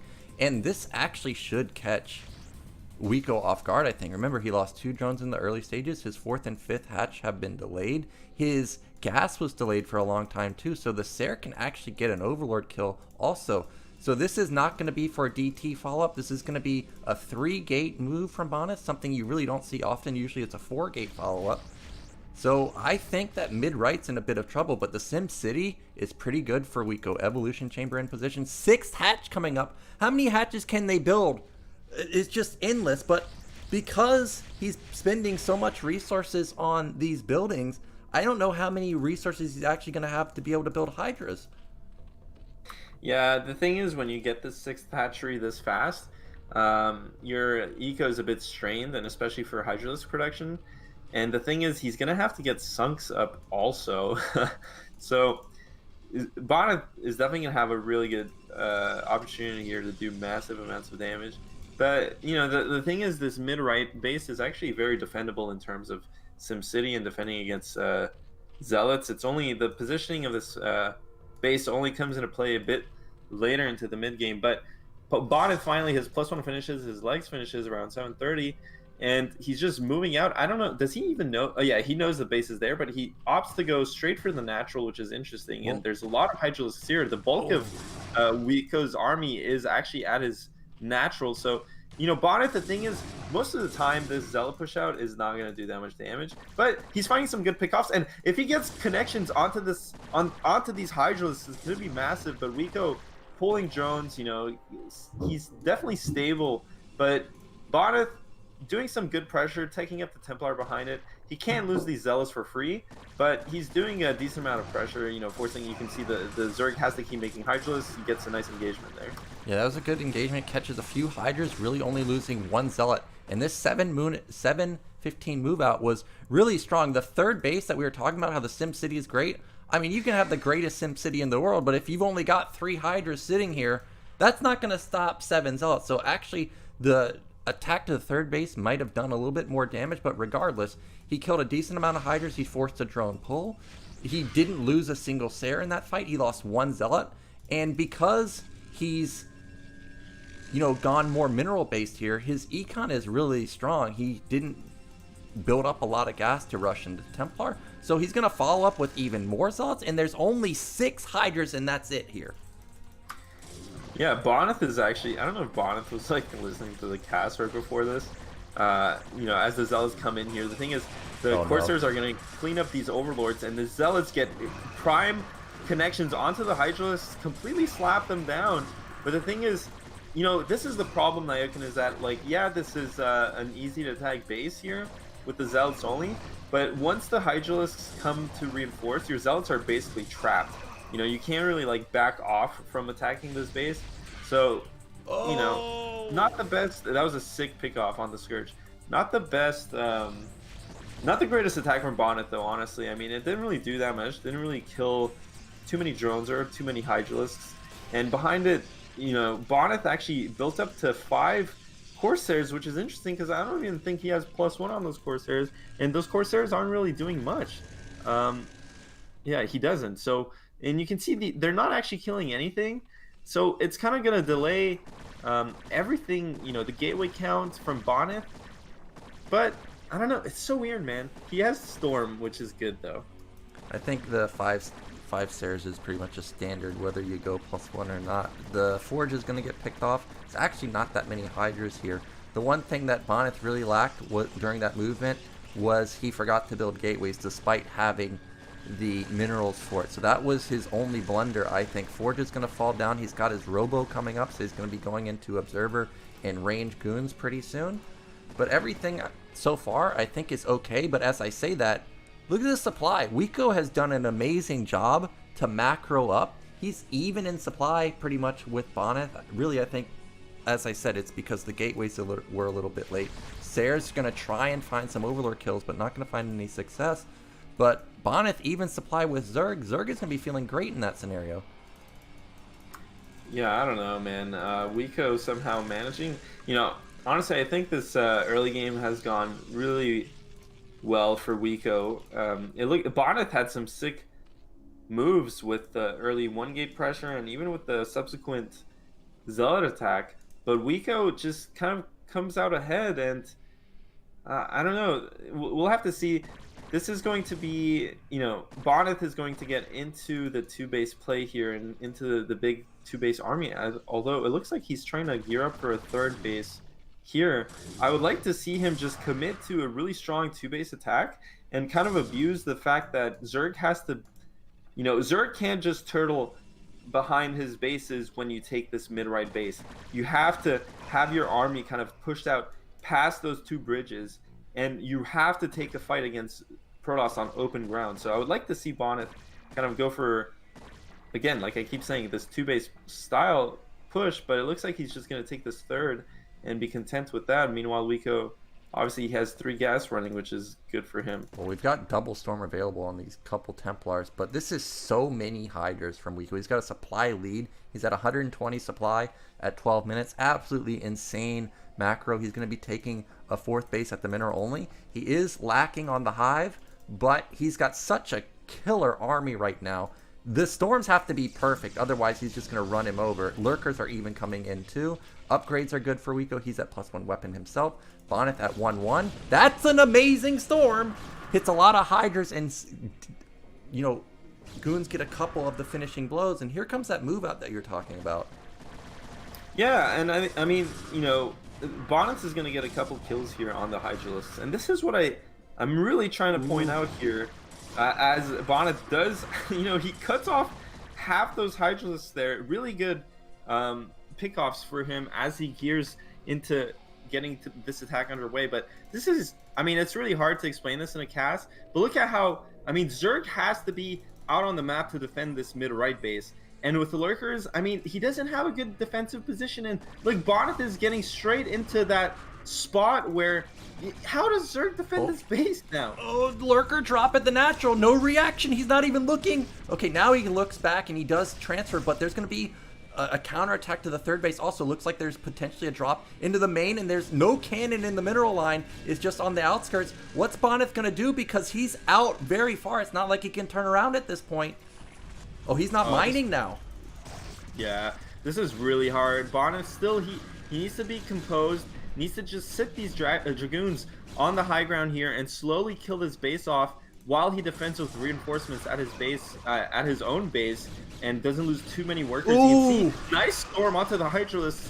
The only problem is Bonyth's 3rd base is getting counterattacked. He has a couple cannons here, but not enough to defend this. So Bonyth is going to be forced to remain on 2 base while he cleans up the Lurkers killing his economy. But you can see Bonyth is going to clean up this 3rd base from Wico, and you know, as long as Bonyth doesn't bleed too many units here and keeps his main army kind of intact, it's not terrible for him. I mean, you can see the supplies kind of going slightly more in favor of Bonyth, but he can't lose these Dragoons. He can't bleed units on this main army. He has triple storm on a couple of these Templars, so actually he has a lot of storm available. He cannot lose these units, as you were saying. Supplies have plummeted for both players, both around 100. Storms are pretty good, though, and he's got multiple left. So actually, I think Bonyth doing it, there's going to be a counter drop to top left also, but it's starting to get dicey at this point because Bonyth is starting to, you know, actually build up a sizable unit comp at his main, but here comes a big, well, a sizable drop. It's like a couple Lurkers and a few Hydras, but Bonyth breaches the 3rd base, but luckily for Wico, he has another 3rd base up and running, but he did lose all the drones here. Yeah, Bonyth is in an amazing position. He just needs to defend against this drop, and the thing is, oh, nice storm goes down. Actually, you know, oh my god, dude, Nyoken, seriously, can he do it? I don't know. Oh, 23 kills on the Lurker! He just shut down like every single drone. There's only 5. There's 6 left. There's 6 probes left for Bonyth right now. So he has to win with this attack. Meanwhile, Wico still has like 30 drones. He's got his third base up and running. The drop at the natural was amazing, really picking apart Bonyth's multitask. And this is it. This is his standing army coupled with a few zealots back at his main. And another drop is coming in. Oh man, dude, that drop from Wico definitely. I mean, if he wins the game, that was definitely the play right there. As you know, Bonyth, again, he has to keep his units together. Nice storm. Bonyth has a really good micro, on these engagements. Gets him 6 storm. Holy! I mean, he was really disadvantaged in the supply count on that fight, but somehow making it work with the storm. But the only problem is his economy is in absolute tatters here, and he still has to keep a couple of units at his base. So honestly, at this point, Bonyth has no choice but to retreat and build his probe count up. But if he does that, Zerg's just gonna kind of like skyrocket in economy and in production. It's gonna give Zerg way too much time. So, what does Bonyth do here? Does he just sack his econ forever and just try to go for the killing blow here? I feel like that's the correct choice, but you can see as he's moving out, Wico's running back in with these overlords, and you can see Bonyth kind of being undecisive, and rightfully so. It's a really hard situation to judge. Yeah, he finally found that his Sares were over in the top corner, and now he's sending them back to deal with these overlords. And I think he actually, this was the move that, well, the lurkers definitely sealed the deal, but moving back is going to definitely cost him the game. You have to remember that when Wico loses the third base, that's 3 hatches of production lost. So really, there's not that much production. Oh, another drop to the Nat. This time not going to be nearly as successful, but here comes Bonyth. And as I was saying, with the lack of production, it was 70 to 60 a moment ago, but now it's 80 to 74. And now lurkers and hydras going to be set up. And really, this army from Bonyth, I don't think can bust through. Well, actually, he's got a decent amount of storm, so maybe he still can bust through. I mean, Bonyth has, he can still threaten this base, and as you said, like, that mid-right base was huge, and I mean, I thought that's why I thought he had the game in the bag. Bonyth really, truly did after killing that base, but the lurker drop was insane, and Bonyth finally pushing out here. He's gonna get onto the lurkers, which is huge. He needs to kill these lurkers, but not quite enough. It just, the thing is, Zerg is still in the process of getting his infrastructure back together. That's why you can see Zerg doesn't really have that big of an army, but lurkers are just so cost efficient when they're in position and on high ground. Meanwhile, Wico going for this counter drop, and I mean, Bonyth has some units at his base, but it's so hard. But it looks like Bonyth still has a chance. It's just so hard because his economy is so crippled. Yeah, this was actually the moment that Bonyth needed to bust the third base. He just overestimated how much defense was actually there. It was really only 5 hydras and 1 lurker. But here comes another drop right when the Templars and Zealot moved out of position. Cannon gets instantly popped. Now, something that Wico has not done a good job of is eliminating the Observer. If he eliminates the Observer, there's only 1, and there's no way to actually clean up the lurkers. But as played, this drop actually got shut down very easily. Bonyth does see the 4th base is going up, but now it's a 20 supply lead, almost 30 supply pretty soon. There's just so much production from Wico now. He's stabilized with his econ. Look how many drones are even at the 3rd base. Like, his econ's actually bananas, and Bonyth still no 3rd base. Yeah, Zerg basically finished droning back up and now can go into full unit production with, what is it, probably around 6 or 7 hatchery production. So yeah, Wico is basically, I mean, this is going to be really, really, really hard for Bonyth to win. He needs to end the game with this attack because, look, he can't take another base. And Zerg's gonna, Zerg's getting into that exponential boom where he can take multiple bases. Bonyth's army getting a bit cut off here, and it's just so hard. Look at how many Zerg units there are, Nyoken, and Bonyth only has a couple of storms to work with. Yeah, there's just too many hydras hitting from all angles, like a complete circle, and this is going to be Bonyth tapping out. He just doesn't have anything left except for a couple Archons. More Templars being produced, but needs support with the Templars to actually be able to take down the hydras. But what a recovery from Wico, and what an amazing drop at the natural, actually completely changing the tides of the game, because it really did look like Bonyth was about to just bust through. Yeah, I mean, you know, as Wico kind of rallies some units here, but truly the game is very over for Bonyth. His Econ's just nowhere near where it should be. I mean, look at all the yellow dots crossing the map, just going to go and eat that fresh Protoss meat. But yeah, I did. Honestly, I feel kind of bad for Bonyth because you know, as we're not talking about the game as much anymore, because really, I mean, really, this game's really over. But Bonyth, honestly, man, he was in a really good spot. I feel really bad because he was gonna win this game 100%, and he just got really kind of unlucky, losing all his probes to the drops, man. Like, it's really unfortunate. He actually played like a god that game, man. Like, honestly. Yeah, regardless, he played really well, and it was really just the lurker drop that did him in. If Wico did not get that drop off, I think he just loses there. To lose half your production like that, and also with all of his army split up, like he split off like a third of his army. Like, you can't fight a Protoss who has Kydarian Amulet with 3 storms available on every single Templar he has with a split off army. You gotta like at least surround the army or something. So a bit unlucky there, but Wico with a solid win and really sick macro. You got to give him credit on the macro. Remember, he lost a lot of drone or a couple drones in the early stages to the Zelot pressure, like, and he was still macroing like a king. So our next matchup is going to be Crossy versus Bishop on match point. Now, I was trying to find a good matchup versus Bishop because I wanted to see somebody like Dewalt or Trutacz or Bonyth going up against Bishop, because there's obviously 3 super all-stars on the Postiz team. It's those players. But Bishop was saying that he's been working quite a lot, so he's a little bit rusty.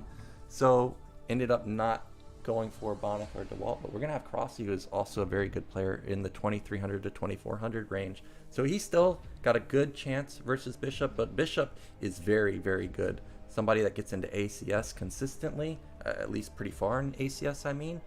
He's really good. I've played him on the ladder a couple times. And actually, this is from a replay, it seems like. So this was played a little bit earlier, I guess, today. It was played today, not, you know, a week ago or something. Yeah. This is from today. Yeah, I think I was watching Crossy's stream yesterday. And I think he was playing this game. I don't know what happened. I kind of just like tuned in and then tuned out. So surprising that they actually played yesterday. But you know, sometimes people's schedules. I never see Crossy on this early, so maybe that had something to do with it. Regardless, it's gonna be really exciting, this game, because I mean, Bishop's extremely strong, and Crossy's actually extremely strong. So. Just 2 really good players. Match point, though, is definitely, I think, an easier map to play for Zerg than it is for Terran. So definitely good, you know, a good map for Crossy. There's just so much Zerg can do, and it's hard for Terran to really kind of identify it. And mutas are just so hard to deal with on this map. And, you know, everyone knows the 2-hatch meta right now is just very muta focused. So as the game host has left, yeah, it's gonna be interesting. I don't know. I mean, I obviously Bishop is for sure the favorite here, but I think Crossy has a good chance of taking a game off him. Yeah, so it looks like we are gonna remake the game.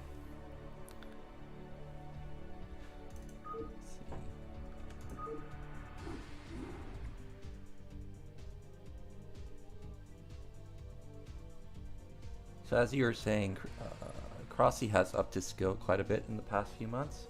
I mentioned it before, his early game was kind of just so-so in my experience, but now it's pretty dangerous, and because he follows Korean meta quite often, he knows a lot of different variations. He's not somebody that you necessarily can eliminate early game aggression.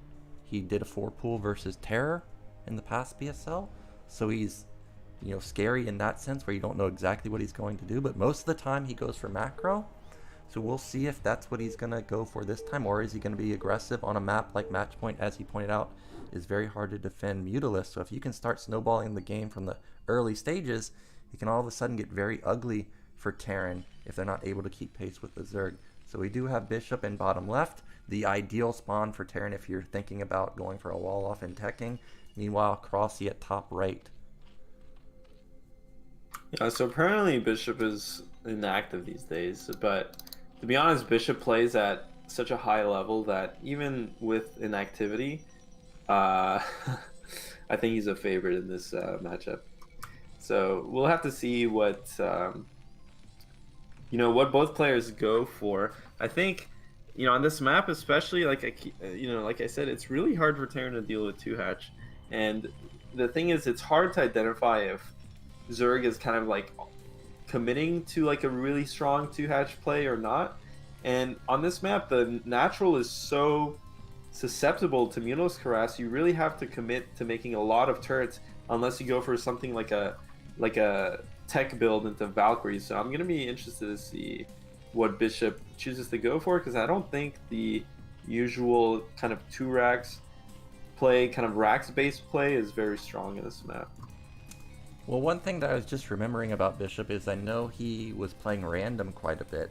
So if you factor that in, Crossy may not necessarily know that this is a Zerg versus Terran, but as I say that, it looks like he's still going to be going for 12 hatch. It may just be his default build versus random. But there is a very forward barracks. Now this is not an 8 barracks, so this is definitely with intention to wall. But Matchpoint is not one of those maps where you can get a solid wall at the natural. So if Crossy is feeling a little bit crazy, he could just go for an aggressive lane all in, which it's not often he does that, but is in his arsenal. But this is lining up to be some type of tech build. Whether or not it's a 12 gas, I don't think matters. This could be delayed mech or delayed Valkyrie that you were mentioning that we saw Flash use in ASL, I think, last season versus Zero. So we'll have to see if that's what Bishop wants to go for. Now Crossy has gone for gas at his main, early gas, so 2-minute gas. So this is going to be the dangerous 2-hatch play that you're talking about. Yeah, I really like this Rax actually, because it kind of serves to block a bit the entrance, and even if Zerg opens up with something like 9 pool, you can put that down the bunker and you have less area for the Zerglings to just run by. You have to pull SVs anyway on this map when you're getting played 9 pulled on, because you have to prevent the run by really. So I kind of am digging that Rax placement, but it looks like not sure Bishop yet if he's going to go for the gas. I mean, I'm assuming he's going to get that gas, but we'll have to see. Crossy behind us going into that 2-hatch play, so pretty standard. And the depot at the front, I really like this. I actually really like this kind of like pseudo. You don't need to have like a link tied wall, but the less area Zerg has to run by, the better it is for you. And Bishop going for that tech play, which I totally agree with. I mean, it's so hard on this map to defend against Mutalisks. Like, you really need kind of like Valkyries or something, or Goliaths really. So that's the only thing. Is this going to be a Goliath build? Is this going to be Valkyrie build? I'm guessing it's going to be Valkyrie, but I don't know. I'm shocked at this. This is an academy at the entrance, and actually one of the intricacies of an academy is that this is not a gap anymore. If this was a depot, this is a gap. So really there's only one gap here. I think it's this. Maybe Lings can get here. I guess we're going to find out. But there's no longer a gap here. So actually this is a really tight wall, and this is not going to be mech play. When I saw this forward racks, I thought for sure this is going to be some type of tech. And delayed mech is very fragile in the early stages. And if you delay your factory even a little bit, which I did notice he did get his gas about 10 seconds later, if 10 seconds is sometimes all you need for Zerg to start really piling on the damage. So this is a really interesting 2 racks play coming in from Bishop, and this academy is really fast. It was at like 310 or something, so his stim is pretty fast too. And look at this, you can see it, the Lings are just bouncing around because there's no hole here. As I was saying, that's one of the things about the academy. So luckily for Crossy, he didn't think it was a gap and build like 20 Lings, because if he did, he would already be dead, because there's no way he's getting in. So luckily for him, he didn't do that. But really interesting wall from Bishop. Yeah, this is crazy, man. This is the kind of stuff that you don't really see many players do except for the really top players. Just these very like intricate builds, very specifically laid out for a specific map, right? And this is a very specific layout for match points as choke. And so I guess it's not even going to be a tech build, you know, it's just straight up a Rax build with a really early academy to basically get range out as soon as possible. And I mean, I really like Bishop's placement also. You can see he's very, you know, used to this map. Having the Rax on the side there kind of makes it easier to defend against Mutalisks. And Crossy actually not going for a third base out on the map, so he knows that Terran is probably looking to play aggressive. But usually when you put your third hatchery here in your own base, and I know Crossy's been talking, I watched Jaeyoon stream some replay watching with Crossy, and they were both talking about playing a low econ 2-hatch style where you kind of prioritize Mutalisk production and kind of over make Sunkens to not get attacked, and you keep the Terran's SCV count low. So I think Crossy's going to go for a really aggressive 2-hatch here, which is good on this map, but the thing is, if Bishop knows it's coming and just spams turrets, you know, I feel like he's going to be in a good spot. Yeah, Bishop's build is ridiculous because range is already done. Like, normally range may not even be started at this point, or it's like 10%. So to have range already is fantastic for him. He took no damage in the early stages. These 8 lings or 10 lings that Crossy ended up building did nothing.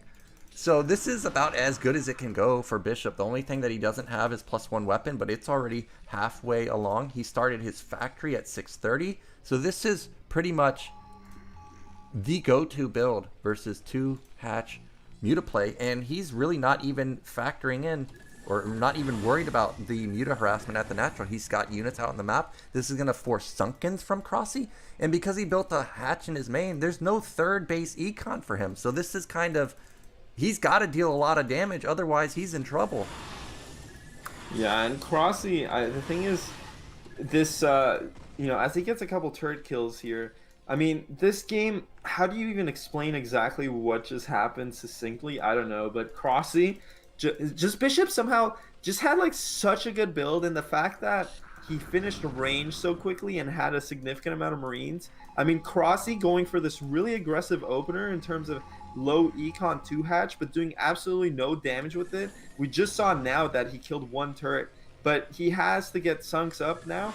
And the thing is, I mean, Zerg, I mean, because Crossy committed to making Mutalisks so quickly, so early on, means that his economy is actually kind of in tatters here, and he doesn't really have, you know, any drones mining at his natural anymore because he built those 4 Sunkens. So he's basically all in at this point. Meanwhile, Bishop is kind of like going up to 4 racks, even 5 racks soon, probably even I feel like there's a factory in his base. So Crossy getting some really good damage here and forces Bishop's main army move out back, but still, look at the worker count.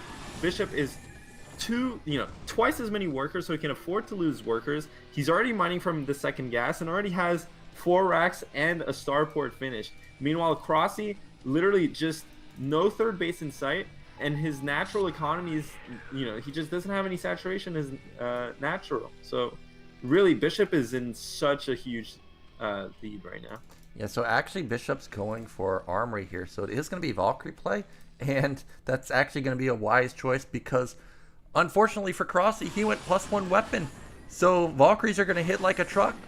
Bishop doesn't have to worry about the +1 armor factoring in to nullify a lot of the damage from the Valkyrie. So this is just going to be a direct counter to Crossy's build. All in, essentially 2-hatch Muta going up against 4 racks Marine Medic with Valkyrie support.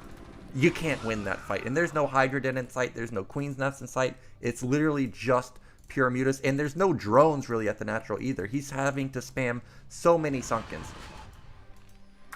Yeah, and you can see how, yeah, it's weird that he's still making Sunkens. I mean, he sees that these Marines are in the base defending against this Mulas, so I feel like kind of a blunder there from Crossy. We can see just how how easy it is for Zerg to abuse this natural base.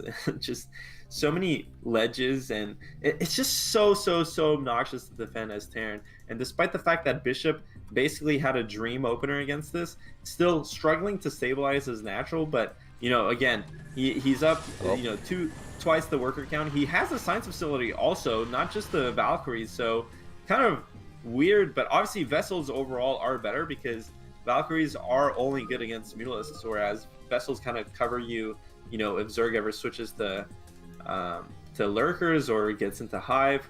So kind of, it's crazy that he's able to afford all of this. And really, I mean, Bishop just in a massive lead still. I mean, Crossy has to keep doing damage. He's going to pick off a lot of SCVs here, which is really good. But again, Bishop's the moving Valkyrie shot, and we were talking about how hard it is to defend the natural, yet without even having the Valkyrie, these mutas are taking tons of damage. So this turret placement is actually immaculate from Bishop in this wall. I'm someone that likes walls, so this will be copied if I play match point again, because this was actually an amazing wall and something I had forgotten about, because nobody ever builds academies at their entrance anymore. Oh my god, just shredding these Mutalisks. And he was not expecting Valkyries at all, because just now the Scourge are comboing in. But it's too late at this point. He's already started switching into Vessels. Yeah, and I like how Bishop's playing so passively here, just kind of sitting in his base, waiting for his tech to kick in. And I mean, it's really hard. I guess thing is, Crossy has just been relentlessly attacking. So Bishop clearly identifying that Crossy is just on very low econ, doesn't really need to push out, just needs to kind of live and get his infrastructure going, as we see two, double eBay, double upgrades going. I mean, this Terran is as rich as you get, just has everything going. And meanwhile, now finally Crossy trying to get his third up, switch into Lurkers, but this is why Vessels are just overall better than Valkyries. I mean, the reality is Bishop could have just kept making Valkyries and kind of had this attack with like 2 or 3 Valkyries right now, but Valkyries don't really do anything against Lurkers. But because he's going to have 3 Vessels soon, even though Crossy is going to be able to stabilize with his Lurker defense, I mean, Bishop can kind of just whittle him down with the Irradiates. Yeah, there's just nothing that Crossy can do at this point. We saw the Queen's Nest started at 11:30. That's not what you want to see as a Zerg player. You want to see the Hive already done at 11:30, but instead it's just now starting. He's got his evolution chamber, but +1 armor hasn't started just yet. So that's going to be Terran at +2 weapon before +1 kicks in for the Zerg. Now, of course, Dark Swarm doesn't care about any weapon upgrades, so that kind of nullifies that, but I don't expect us to see Dark Swarm for quite a while. Lurkers are trying to get into a good position, ends up killing both the Marines. But what Crossy really needs to get it back in this game is those 3 Lurkers on hold position somewhere and just get off, multiple kills onto these Marines. But with the Vessel consistently in front of the army the entire time, look how Bishop controls it. There's just no chance of that ever happening. So Crossy's going to go for a last-ditch effort, 5 Lurkers, a few Mutas, but already Marines are in position. Yeah, Bishop just playing like a god here. Just textbook TVZ. I mean, at no point as he goes through this bust, the Lurker dies, and only 3 Sunkens to defend against basically 2 control groups of Marines. Meanwhile, at the base of Bishop, he has a D-Matrix going down, and he's defending the counterattack from Crossy. Okay. Very beautifully here. He just lost no units in that fight. Yeah. I mean, honestly, textbook TVZ from Bishop. And he just makes it look so easy, man. I mean, honestly. He just, at no point in that game was Terran ever behind. He didn't do anything crazy. Just kind of slowly defended and got into this huge lead. Just from his build choice, from his build execution, and just from playing extremely calmly. So really impressed there by, I think we were being told that Bishop was really inactive, but you can see there, I mean, inactive or not, his skill level is insanely high compared to, a lot of the foreign players. Yeah, and that was a map where 2H Muta is super strong, yet he shut it down Yeah. super easily, and the wall was amazing. Everything was really nicely done, and Bishop, as you're saying, he's a really good player. He like super good. It would not surprise me if he gets into the actual ASL tournament. Maybe not this year, but next year if he puts in a lot of effort. He's really freaking good. So our next set is going to be Terra versus Zelot, Reap the Storm. Now this is a matchup that I really wanted to get set up because Zelot is one of those players, hyper aggro. Like a year ago, he was one of the people that was going 2-hatch lurker bust. I think he's kind of chilled on that type of aggression now, but he's got a whole bunch of builds, and we all know Terror, he can pull out anything. He can float buildings in your base, you know, proxy factory. He can go 2 racks on one base. He can go tech with a vulture and then follow up with like 3 barracks behind it, use the vulture to soak sunken hits and then bust through. Like he's got a whole ton of stuff, and then on top of it, he can play the macro. So I'm definitely excited about this one, and it's on Reap the Storm, which is a current ladder map. So you know both players have a lot of practice on this right now. Yeah, Reap the Storm kind of. Oh, I guess this is also played from replays because, yeah, it's true that I don't see Terror on early at all usually, and you know, as Terror spawns as the what is this? The magenta. Yep. The magenta Terran in the. What is that, like 9 o'clock? 9 o'clock? I can't read clocks now. 10 dude. o'clock, man. Come on now. Yeah, 10 o'clock, and then in the bottom, it's that guy from the ASL that makes lings and busts people brown as the brown Zerg at Zealot. So I'm just kidding. Actually, Zealot is a really strong player, but yeah, as you were saying, he's very aggro. I didn't switch the screen. My bad. Okay, we are into the game. Yep. But yeah, Terror mid left, Zealot at bottom middle.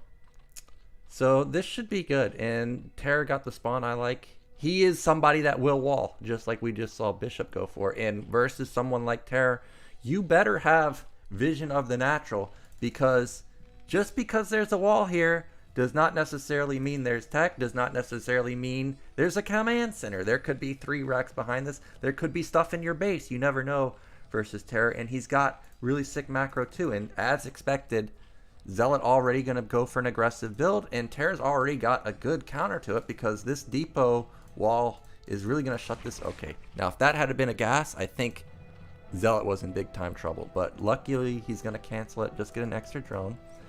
Now, oh shit, I forgot what I was going to say.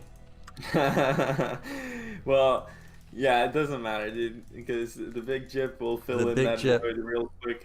The thing is, I do like walling against Zealot because, again, Zealot is so hyperactive and hyper aggro, and if you deny kind of this whole game plan of his, which is the link flood, then suddenly, you know, maybe he's not in the most comfortable of positions. And I know I've played Zealot quite a couple times at this point on ladder. Like I think we've played 3 or 4 games, and he definitely is so prone to going for those link floods. So I like Terror's idea here to just get this wall off. It's gonna be interesting to see what he does behind it. He actually blocks this natural, which is really obnoxious for Zerg.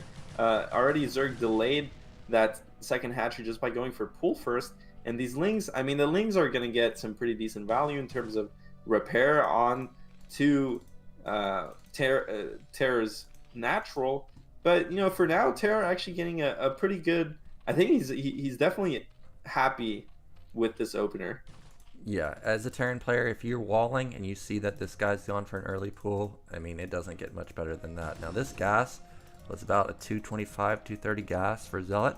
So this does normally mean it's going to be 2.5 hatch, but because it was a pull first, not sure exactly how this transitions into a third hatch. I feel like just simply because of how greedy Zergs are these days, I imagine that this doesn't really impact that at all. I expect the third hatch to come up pretty soon. Now back on Terra's side of the map, despite going for the command center, he is going gas, just like we saw Bishop go for. Same timing, but I don't think this is going to be an academy follow-up. I think this is going to definitely be some type of tech play. Now, this SCV did get across the map, and with Terror, you never know exactly what this means. I think this is not going to be proxy anything. This is going to go for a secondary scout versus someone like Zealot that could be a Hydrogen. Like, there it is. You definitely need to have intel on this guy. So this is actually going to be a very nice scout from Terra. I expect him to get in, actually, and see this. Dude, Zelot, I can't be just puts down a Hydralisk then, just like that, instantly. So he's going to go for Lurkers, it seems like. Ooh, he's going to get in. No drone pull. Now, sometimes this can actually backfire because Zelot's a very smart player. When he sees that you scouted it, he's going to know that you know. So now the mind games start. I know that you know, so you're going to try and counter it, but then maybe you're not going to try and counter it, so I'm going to go for it anyways, you know? So it's very sneaky. And as I say that, look at that. He shows the Hydra did Spire at the natural. Yeah, very, very expected, to be completely honest with you, because... But the genius of Terra, he's already got Academy. He knows who he's playing, man. What? Dude, do you see how he went straight Academy, but he's actually on a factory build? That's... You never see this, Nyoken. And Terra's actually playing to the player just geniusly here, because now he's got all his bases covered. And he just moved all his SCVs in his main. Also, he doesn't. Yeah. Also, he doesn't have an armory, so he has 2 factories, but there's no armory. Okay, now he starts it. It's gonna line up. Like, I actually think when mutas are in your base, yeah, they're gonna be in your base. So that's a bit of a misstep there. But he's at least got 2 fact vultures, so he's gonna try and do a run by. So the Academy was really smart. I would have really loved to see the armory come down regardless and evaluate whether you actually need to build them or not. And there's the 3rd hatch as expected. Yeah, I don't know if this was like a mistake or this was Terra's original build plan. I feel like if he just went an armory, like at a standard time, he'd be like in a really good position. But instead, he's going for kind of the typical aggro Terra style, clashing with this typical aggro Zealot style. And these vultures are going to run straight into the Zerg's base, and they're definitely going to buy a lot of time for this armory anyway, because Zerg can't ignore these vultures. As you see, he already has turrets going up, so it's not like Zerg can just counterattack the Mulists and kill a bunch of SCVs, because the turrets are going to be there to stop them. So they're going to have to deal with these vultures. Does Zelot actually spot... did he spot them as they went out? Yeah, from the natural with the Overlord. So...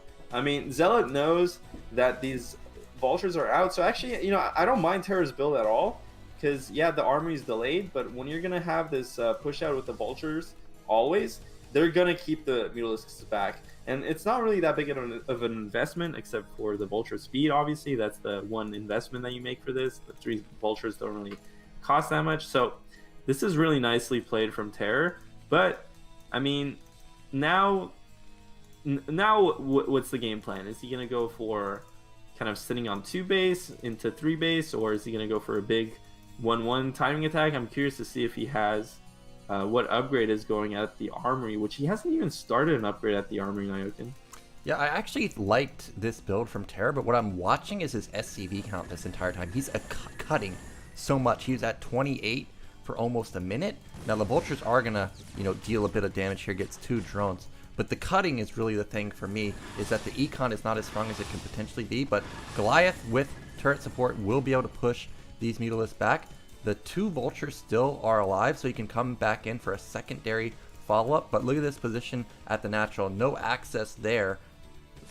Yeah, he's just going to be denied. So the 3rd base is really the only place he can deal damage. So nice defense so far from Zelot. Behind this, he's got double evolution chamber coming in. So he thinks this is mech, and that is what it is. But you never know with Terra. It could have been barracks going up. Yeah, could have been some like Goliath Marine timing. But I think given the fact that he saw a bunch of vultures with speed early on, and then a decent amount of Goliaths to follow that up, there's no way that it's just 1 factory. So at least 2 factories, which means that he does have a lot of time to get his eco going. Kind of interesting because he's getting Overlord speed, he's getting Hydralisk upgrades, and he's also getting a Queen's Nest unusually early. And I mean, this Queen's Nest obviously is going to be for Queens against the mech player, but if you go Queens too early and the mech player just pushes out, you kind of just die. But it looks like Terra actually already has his starboard and his science facility really early, which it's so interesting because he doesn't even have, you know, the upgrades for the science facility to be kind of paying off or getting into that quick second attack upgrade. And Zelot getting some kills onto the SCV line. So just in general, Terror's build, I mean, it's progressing nicely here, but I think it's not entirely cohesive, and it looks like Zelot is going to be ahead in worker count at this point and in supply count already. So I don't know, it's going to be really hard for Terror to, because he's actually going to go for this 3-base play, but Zelot is gearing up for a super kind of greed play, already getting queen energy upgrade right away before he even makes queen. So can he catch the vessel? He's trying to micro it. That's a really nice stutter step move there. Oh, he's trying to dodge all of them. Oh, he just barely gets it with that last hit on the Mutalisk. But yeah, the build order is getting a little bit funky for Terry. He's on 3 factory. I actually think he's going to go for a timing here if he hadn't lost that vessel, because there's no 3rd command center in sight. The queens are going to start coming out pretty soon. Hydras are already out. +1's going to be kicking in. It's actually going to match the upgrade timing of Terra, so there's not even going to be an upgrade advantage for Terra at any point in this game. Queen energy is halfway done. Such an interesting upgrade. He's even getting vision on the overlords, because one of the key things for queens is just knowing where the tanks are. If you have vision of the tanks, you just say, oh, you're dead, you're dead, you're dead. You just instantly pop them with Broodlings. So I actually really like the vision upgrade, and overlords are just going to start spreading across the map, so he's going to be able to see everything. That's so greedy, Nyoken, though. I mean, vision upgrade at this point in the game, like, that's what you think you really need. You know, I don't need an extra hatchery. I don't need extra Hydralisks right now. I need this overlord vision upgrade for the queens that I haven't made yet. So that's how confident, I guess, Zelot is feeling. And I mean, rightfully so. He's in a really, really good spot. But still, I mean, I feel like his production is lagging a bit behind. Honestly, you know, as kind of like we're putting a small question mark next to Terra's build, I'm putting a small question mark next to Zelot's build, because I feel like it's kind of weird how he's getting into this. I mean, he's definitely in a really good spot, don't get me wrong. And that's because, you know, the mech is so hard to pull off. He does have double Evo chamber, which is also really greedy, and you know, he's not getting punished for it. So Zelot kind of, I mean, he's in a really good spot, but just looking at his build is really weird. He doesn't have a 4th base going just yet, so Terra actually not in the worst of spots, and Zelot is taking this mineral only towards the Terran player. So just in general, not too sure what Zelot is doing, not too sure what Terra is doing. But we're getting into kind of like I mean, Terra's clearly, his game plan is very clear. He's going to go for those upgrades. The thing is, when you mech Nyoken, you desperately need that 3rd gas, and he's not getting that 3rd gas with this base. Yeah, that's the thing with this style, is you need the gas, and he's got 5 factories, which is hard to support off of 2 gas, especially when you're getting vessels and, you know, your upgrades. So he desperately needs to not just take this mineral only, but also take potentially top left or bottom left. I guess you could go bottom left. It'd be very close to the Zerg, but you would put pressure on them constantly to defend that area. Now, Zelot does have his 4th base going up. It's at the mineral only, though. And now that he has reached a decent drone count, he's kind of, you know, tapered off on how many drones he's building. So Terra is continuing to build up his econ. 45 drones is okay on 3 base, but if Zelot really wants to get going, like go into high gear, he needs to start pushing out about 10 more drones, and then he'll really start being able to flood. We see the first few queens are out, actually more than first few. That's 7.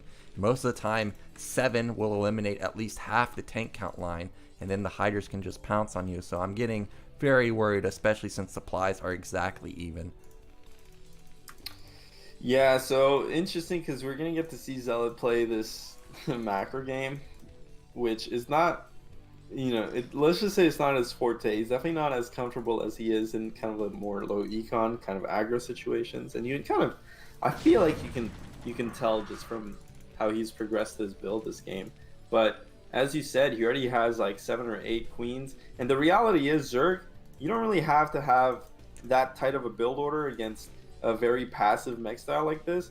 and it's just really hard once the Zerg gets going. Yeah, the Overlord sight. Vision. Here, instantly queens come in, and he sees all of them. He sees they're all there. He's gonna try and clone every single queen here. 1, 2, 3, 4. 4 go down instantly. But luckily, it was not synced up with the Hydras in time, so Terra's actually not going to take that much damage. And he's still just going to resituate his third base. I think he's fine. Yeah, he's fine. I mean, there's clearly not going to be an attack. I think Zelot is just going for kind of that efficiency with the Broodlings, which is, you know, it's weird. Dude, Zelot only now taking his 5th base and actually behind on workers, so... You know, as this game progresses, I'm kind of slowly liking Terra's position. Again, he doesn't have a 3rd gas. I'm surprised he's not floating even more minerals. He really needs to get this 3rd gas going because, you know, that's what his, like, upgrades depend. You know, he has to get... Somehow he's actually affording a lot of factories off just 2 gas. I mean, remember, he has a science vessel. He made 2 science vessels. Yeah, something's got to give. I feel like, I guess... Is he plus? Okay, he's +2. So the only thing is he's not going to go into 3-2, which is obviously a really important upgrade as well. But I'm actually surprised with what Terra is able to afford off this, off these bases.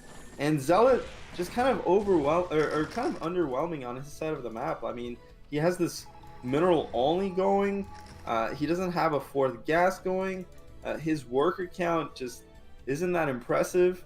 And I mean, he's even on, you know, he's even in supply, but I mean, that's pretty good for Terran. Oh my god, that's so many queens now. Okay. I was going to say, what does he have going for him? And that's, that's it. Actually, even supply Zerg is stronger than it looks, especially when you have these queens. And the problem for Terra is the queens came in about 2 minutes ago, and they've already regenerated 100 energy. It takes about 3.5 minutes to get another round of Broodling, and just simply because of how slow mech moves out, I actually think every single queen is going to have energy for another round of Broodlings, and there's at least 12 queens this time. We know Terra has a lot of tanks, but there's not like 30 of them, so once 12 get popped, how many can he really have left over? It looks like the answer is going to be like 5 or 6, and that is definitely not enough to deal with Hydras. Here you go, he actually kills one of the queens before they get a Broodling off, so that's nice for him. And because this base was taken from Zelot, he can just instantly creep to it so easily, and it will give him access to bottom left.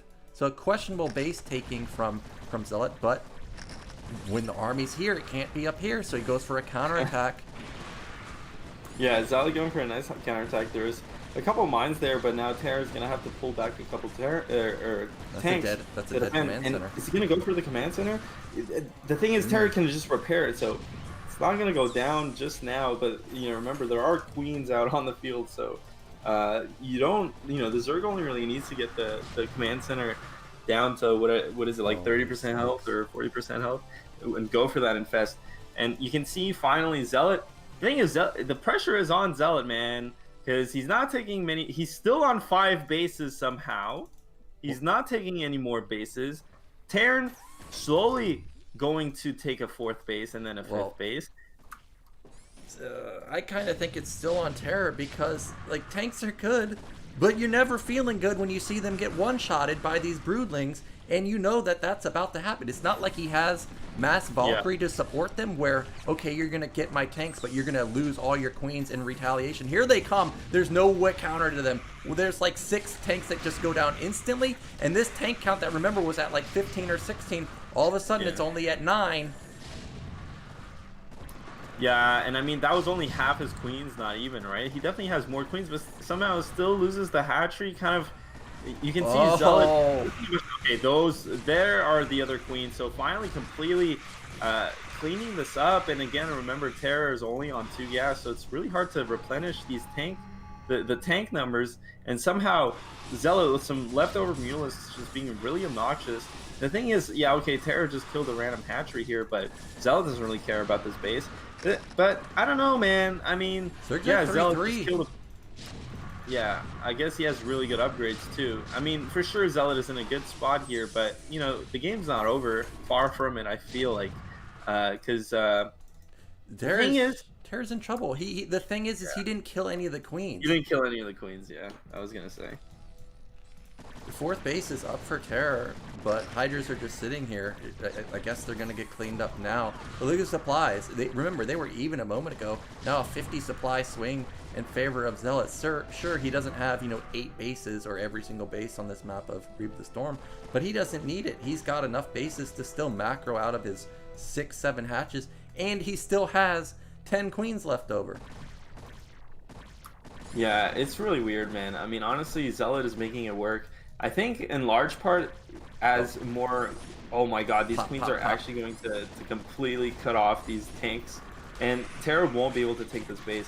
But it's weird. I finally think I understand what happened, and it's Terra actually went for so many tanks. He made no Goliaths. That's the thing. He made no Goliaths, no science vessels, really. That's how he got to afford everything, in terms of gas, and it allowed him to get his upgrades and a huge tank count. But the problem is, he had nothing to kill the queens with. He had nothing to sort of, counter this queen play, and he just GG's out. So, really, oh man, that was honestly, man, that was a really weird game. But Zelot kind of pulled through with that one. Yeah, GG. Terra ends up falling there, but actually, I really did think that his build was pretty good versus what Zelot was doing, and the academy was really nice. You got to evaluate sometimes who am I playing against. If I'm playing versus someone like Zelot, mandatory that you know what this guy is doing. And you saw that Zelot responded after getting scouted with a sneaky Spire. Very smart from him. But now our next matchup is going to be Cadenzie versus Sayaku. I'm not sure if Sayaku is also female, but I know that these players are similar rank. Sayaku is around 2100-ish. Cadenzie a little bit higher than that, but this should be a good matchup. I think this is it ZVT? I think it is ZVT, but I can't remember exactly. But regardless, we're going to get to see Cadenzie here. Last time we saw Cadenzie was, or at least for me, was versus Scarlet. So here she is again, and this time going to be on Eclipse, and both of these players in Korea right now, so we're going to have a live game, and this should not be laggy at all. This should be turn rate 24. Yeah, I'm waiting to see what race Sayaku is. I think it is Terran. I'm pretty confident in that, but I could be wrong. Oh, it's Zerg. So a ZVZ. So this should be good because Cadenzie super aggro. Being here in Korea, she's gotten, I'm assuming, coaching from, players like Zelot and Effort and other Zergs that are highly aggro. And ZVZ is one of those matchups where if you're good with the aggressive play, it can definitely reward you, but also sometimes being a little too aggressive, you can get backstabbed by like even 2 lings and it just disrupts everything. Yeah, totally nice ZVZ action. I think this is actually the first mirror matchup we're gonna see today, huh? Probably the only one. Yeah, usually when me and Cruiser discuss games, I specifically tell him like most foreign players don't enjoy the mirrors, but this time we are finally going to have a mirror matchup. ZVZ, Cadenzie versus Sayaku. Again, Sayaku, an unknown, but around the 2000 to 2100 range, so this should be a pretty good matchup. So in the top right, we have our Postiz player. It is Sayaku. And in the bottom left, we've got our foreign all-star. It is Cadenzie. Was this a top versus bottom, Nyoken? Because these colors are... Oh, it is top versus bottom. So we got red versus blue this time. And the turn rate is kind of questionable. I'm kind of surprised nobody set it to high. Yeah, it's... oh, well, now it's gotten pretty good. Complaining about the lag, but... Yeah, so... Yeah, so ZVZ again. Going to have to see what either player goes for. I don't really watch. Yeah, I don't watch Cadenzie play. I don't watch. I don't know what her preferred opening is in this matchup, and of course what's the other player? Sayaku. Sayaku. Sorry, yeah. The Discord stream sometimes gets a bit blurry, but Sayaku, yeah. Who knows what Sayaku has up their sleeve? But Yeah, I don't know, man. I mean, not much to talk about at this stage of the game. But what's the overall score? I guess only So Sziky. yeah, only Sziky got a win so far. So actually, Team Postiz is up 4-1. So really, one more win and they've sealed the deal. But I have faith in our remaining foreign players. I have faith in the big Gyp to bring it home. Cadenzie to get a victory here, and we actually have aggressive play from Sayaku here in Cadenzie, going for a middle of the road build. It looks like this was an 11 pool, which is very weird to me, but I guess it's kind of similar to 12 pool. Now I guess my question here is it gas? Because if it was going to be gas from Cadenzie, I imagine it should have gone up by now. So I think this is just going to be a hatch or not. There it is. I was gonna say, dude, has Cadenzie been watching Gornish replays or what? But going for that gas, not surprising. 11 pool is kind of weird. Usually you see 12, 12, 11, 12 pool, 12 gas, 11 hatchery. But in this game, it's gonna be 11 pool, 11 gas, whatever. It's gonna be the same thing, really, just going for kind of a delayed pool to be able to get this hatchery going. And this is going to be really good for Cadenzie because, again, the pool slightly slower than Sayaku's pool, but just in time to allow her to defend against this initial aggression. So Cadenzie's probably going to be up a drone at this point and already has her second hatchery going, so economically ahead. But Sayaku is going to have a nice timing, either, if they choose to go for speed or lair. And it looks like Cadenzie also went for speed. I'm not sure Sayaku if actually Sayaku went for speed, and Cadenzie kind of just moving out here. Yeah, no fear. Yeah, but intercepts the links. That was crucial because, like we were saying earlier, 2 links just run into your main. It could just be game over. So that was an impeccable scout pattern from Cadenzie to find these links. Otherwise, the game would have probably been over just straight up if those 4 links move across the map. Now, I was a little bit surprised that Cadenzie did get speed, but it looks like she canceled it and went into lair now. So her lair is going to be a little bit slower, but I don't think she has speed coming. I actually think she did cancel it. Maybe not, actually, because... I don't know. Yeah, I don't actually... Yeah, now she didn't because just the math doesn't add up. So she is going to have speed, but Sayaku trying to find some type of access with these links. She's got Sayaku has a couple more links than Cadenzie. I think it's 8. No, it is 10 versus 10, so actually even fight here. Yeah, it's it's interesting. I mean, Cadenzie is, if there's, as Sayaku comes in, this is perfect for Cadenzie, actually. The drones are out doing some damage and creating wall there for Cadenzie, and Sayaku doesn't actually kill anything, didn't kill the drones with it, but meanwhile the lair finishes, so Spire's gonna go down, and Cadenzie, the thing is, her lair is really on time also, so she probably might not even need to make spores or anything, but at this point, she's up to 2 hatchery production, whereas Sayaku is still on just that 1 hatch. So you can see Sayaku has to get that creep colony just to, make sure that they can live through this attack, even though, they have the ramp at their disposal for defense. So kind of Cadenzie, I think, definitely drawing, getting a bit ahead here. But the problem is that I don't think Cadenzie's, as she pushes past the ramp, Cadenzie's probably going to have to go into spores. Oh, is she going to get the Spire? I think if she had sent all the lings where it was like 8 to 10 on top of it, I think for sure she gets it. But with these lings straggling behind, making sure that she's not getting counterattacked, not going to find a kill onto the Spire. But Cadenzie, this is something I was wondering if she's going to keep pumping out lings and try and just keep the pressure on, or try and drone behind it. It looks like there's our answer. She's going to keep building some lings, try and put the pressure back onto the blue player. Spire's about, it should be done. It took about a bit of damage. Meanwhile, Cadenzie's is about 60% of the way along, so hers is getting close. That's going to be a drone pickoff right there, maybe 2.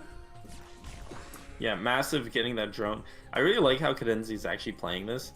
She's playing super aggro, so it's forcing, it's basically forcing Sayaku to commit larva to making units, or, I mean, I'm assuming this is going to be 3 Mutalisks as Cadenzie goes in, gets another drone, and just backs off. So really surgical play. But even if this is Mutalisks, I mean, Cadenzie is playing so aggressively here, as I say that, the ling count kind of dwindles. I was going to say, Cadenzie can just keep making a bunch of lings and force the Mutalisk to stay at the base here, but it looks like she opted to go for the drone, so the Mutalisk's popping out, and meanwhile, her Spire already finished, so Cadenzie is going to have her own Mutalisks popping out in a second, so I think she's going to be fine against this counterattack. Yeah, and it's only 3 Mutas. If it was 5 or something where they could start one-shotting drones, maybe I'm a little bit worried. But now the interception maybe? No, just in time. Sayaku's going to turn around, but it is Scourge. Okay, there we go. There's the Mutas. I was waiting for them. But can Sayaku pick off these Scourge? 3 can one-shot a Scourge. But it's got to be impeccable micro, one of the hardest things to do in ZVC. And the Link counterattack does no damage. Actually, it looks like Sayaku's just going to turn around and wait for some more Mutalisks to try and engage. Oh, almost catches one. Dude, these connections are going to be huge, but one connects. Oh, no. Then, oh, my God. The miss micro from Sayaku instantly loses one Mutalisk and gets... Okay, GG. No, actually, she lost 2 there and got damage on another one. So, like 3 or 4... Actually, 5 Scourge connected there because 2 of the Mutas died. So nicely done from Cadenzie. Going to be the second point on the board for Team 4 and All-Stars. And now, you know who it is. It's the big Gyp. He's going up against Fleta on Polypoid. Polypoid is a 2300 Protoss. So good luck, big Gyp. Oh, he's already gone. He's already out of here. Now, yes, the main event is going to be the big Gyp versus Fleta. I have not played this particular player on the ladder, but I was looking through all the players that I didn't recognize, and this is about a 2300 Protoss.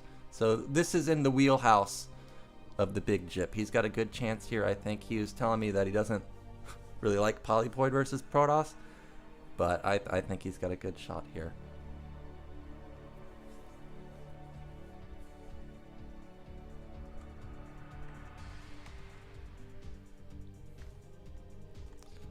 So Team 4 and All-Stars down 2-4 right now.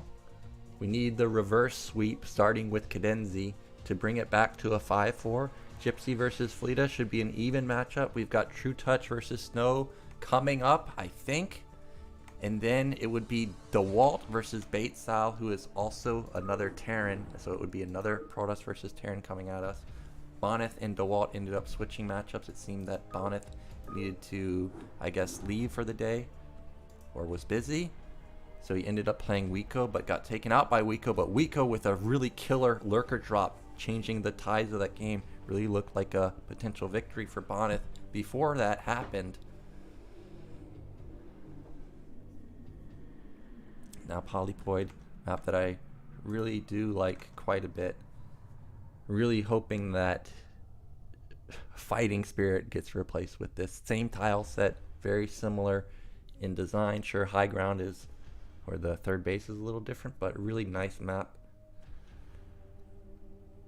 And there we go. So now the biggest question is how big is the lag going to be? I think it should be pretty good. Every game so far has been about turn rate 16 high, which is not bad. That's manageable. That's generally what I played at in the US. So TVP, Gypsy versus Postiz Fleta. Again, Fleta 2300 Protoss, so low to mid tier S rank, going up against the big Gyp who just recently got S rank, so this should be pretty good. So in the bottom right, we have our blue Protoss representing Team Postiz. It is Fleta. And in the top left, in the red, we have Gypsy. Now, for those of you that watched Gypsy streams last night, Gypsy was going for a gasless expand, and I think he was saying that that's the build that he was going to play in this particular matchup. So that's what I'm expecting to see. Gasless is a build that has been coming back a little bit right now. Players like Rush are kind of leading the way. I see him doing that more often as opposed to other players. And it's always just once Protoss players stop going for Zelot pressure, Gasless comes back. And that's generally what I face on the ladder is I see a lack of Zealot pressure. Most people just go Goons, and a lot of people are respecting Vulture first from the Terran player, so even Goon pressure is kind of uncommon. Sometimes even just one Goon being put onto the Terran player. So Gasless should be a really good opener here. We don't see a forward gate from Fleta so far. That does not mean that there's not going to be any Zealots built, but everything so far looks like Gypsy most likely going to get away with the gasless expand. Now the question is, what's the follow-up? Is it going to be gas? Is it going to be Nexus? Sometimes I do see players just go for straight Nexus even without a Zealot, or sometimes they build just one Zealot and go into Nexus, but it looks like Fleta is going to go into standard gas, and as expected, gasless expand coming in from Gypsy, and he's not going to get punished. He also has diagonal spawns, so as good as it can possibly get for him. And Polypoid is one of those maps where you really don't have to travel very far to get 4 bases, and top left actually is a more compact base, I think, than opposed to bases like top right, which seem to have a bit more surface area. So even recall potential for Protoss is going to be not as strong as a position at top right. Now, fast scout coming in from Gypsy. He wants to see exactly what he's facing. Is it going to be 12 Nexus? Is it going to be Zealot Pressure? We see that it is just standard Cybernetics follow-up. And this delayed scout is going to let Fleta know that he was not on the ball to counter this gasless expand. He's not going to be able to get out a Zealot in time to put any pressure on forcing Marines out. Really nothing he can do to this other than try and go for a lot of range goons or potential proxy play. I did watch a game of Best versus Light recently on his stream where Best ended up trying to proxy a robotics here, but me and Gypsy were talking about how to stop potential proxy robo, and I was saying how I saw a few players just pull Marines and SCVs in the early stages. So if there is potential proxy robo, that might be the move from Gypsy to try and counter it. Now here comes Fleta. He's going to come in here and see the bad news that not only did Gypsy get away with gasless expand, he's going to be able to skip the bunker for quite a while too, and he got away with only building 1 Marine. So everything is going pretty nicely for Gypsy, and in response, what does Fleta want to do? He doesn't have the gas to go for proxy robo just yet. He's putting down an additional pylon, so that means that he's not going to have that money to go for proxy anything. He would have used that pylon, you know, potentially here or here. So I don't think it's going to be proxy robo either. So the only natural response now is to just try and play a macro game versus Gypsy, put down your Nexus, and Gypsy kept his SCV alive, so now he can get off a secondary scout whenever he wants to. Now this probe, okay, I thought he was going to try and hide something, but looks like he is just going to go back to his base now. Factory coming in for Gypsy. I personally like to go for the faster armory, faster siege mode, but players like Gypsy end up liking to go for 2 fact quite often, so I wouldn't be surprised to see a second fact coming in. Now, a bit of lag there, not able to get the SCV as it moves in, but did see the probe in position. So I think Gypsy is feeling pretty confident here. He's going to be up a couple workers with his opener, and we are just waiting. Oh, actually Fast Academy. So I guess he's determined that despite the probe being here, it not being up at 4 minutes when he did see that it was a gasless expand, he's a little bit worried, so he is not going to be overly greedy and go for a 2 fact. He is just going to go cautiously into Academy, make sure he gets his comp set up in time. But this is going to give Fleta a bit of control of the early game. We may see, okay, no we're not. We're going to see robotics at around 4:30. So it's not going to be a fast 3rd Nexus. He's not going to try and catch up that way. Instead, probably going to try and get some damage done with some Reavers. Now 3 goons onto the bunker. You can see Gypsy trying to micro this Marine, but the thing is that the goons aren't really in range to hit the Marine anyways, but somewhat of a clever move. 4th goon going to be coming in, and this is definitely going to be siege mode. Now this was a pretty, wow, this was an extremely fast armory, so about a 445 armory. This is a lot of times going to be a +3 attack as opposed to a +2. But that is such a difficult style to play. You give up a lot of map control, so we'll see how Gypsy actually wants to use this armory. Is he going to sit on +3, or is he still going to go for a +2 timing? We see that Protoss going to put down a 2nd gate here. Still no, oh, there's the support bay. So it is going to be Reaver play. 2nd gate, very standard. Everything very standard from Fleta so far. Now got to be careful with this tank. Remember, 4 goons. Ooh, 4 goons, 2-shot a tank. So you cannot lose that tank, otherwise this is Disaster City for Gypsy, especially being on one fact. Second fact coming in, +1. Ooh, +1 has not started despite getting the fast armory, so that's a big misstep. Now it started, so 6 minute +1. That means we're setting up for about a 12-minute +2 timing, so pretty good, pretty standard. Shuttle is out. I don't think he hasn't used his scan yet, so he still doesn't know exactly what he's facing. Luckily for him, the shuttle is sitting over the gnat, so I'm assuming that he's going to scan the gnat now, because this just looks like an okay. He's actually in a bit of trouble because he sees the observer timing, and this observatory is a little late, so you would think like, okay, that means there must be a nexus. But with there not being a nexus, it comes down to whether Gypsy reads this correctly. Something is definitely missing with no nexus being up. So does he recognize that this is going to be Reaver play? Looks like he doesn't, because I don't see an eBay anywhere, and that might be what Fleta needs to catch up in Econ. If this is a command center, we're in trouble. Oh, the big Gyp is in big trouble. He desperately needs an eBay. And the thing is that this is going to be speed too. The way you can generally figure out if this is speed or not is the Citadel timing. There's no Citadel yet, so where's all the gas going for Protoss? It's got to be going into something, and more than likely it's got to be into speed. So he needs to, oh man, he goes straight into Starport, so he needs these Goliaths to be in position. Luckily for him, he has 2 already, but he needs to be in a very good position to intercept this Reaver coming in. I'm expecting Reaver speed to be kicking in pretty soon. There it is. It just now kicked in. 2 Goliaths. They're in pretty good position. There's the eBay, but he needed that a little bit earlier. Good thing he has a tank here. He's going to siege up. Nope, no damage just yet. Reaver shot, not the luckiest for the Protoss player. And actually, minimal damage being done there. Third fact already up for Gypsy. So he's going to have good macro. So overall, really good hold. Really, what did he lose? Like 1 SCV building a turret? That's nothing. He's got his command center matching the Nexus timing of Protoss, so that's great for him.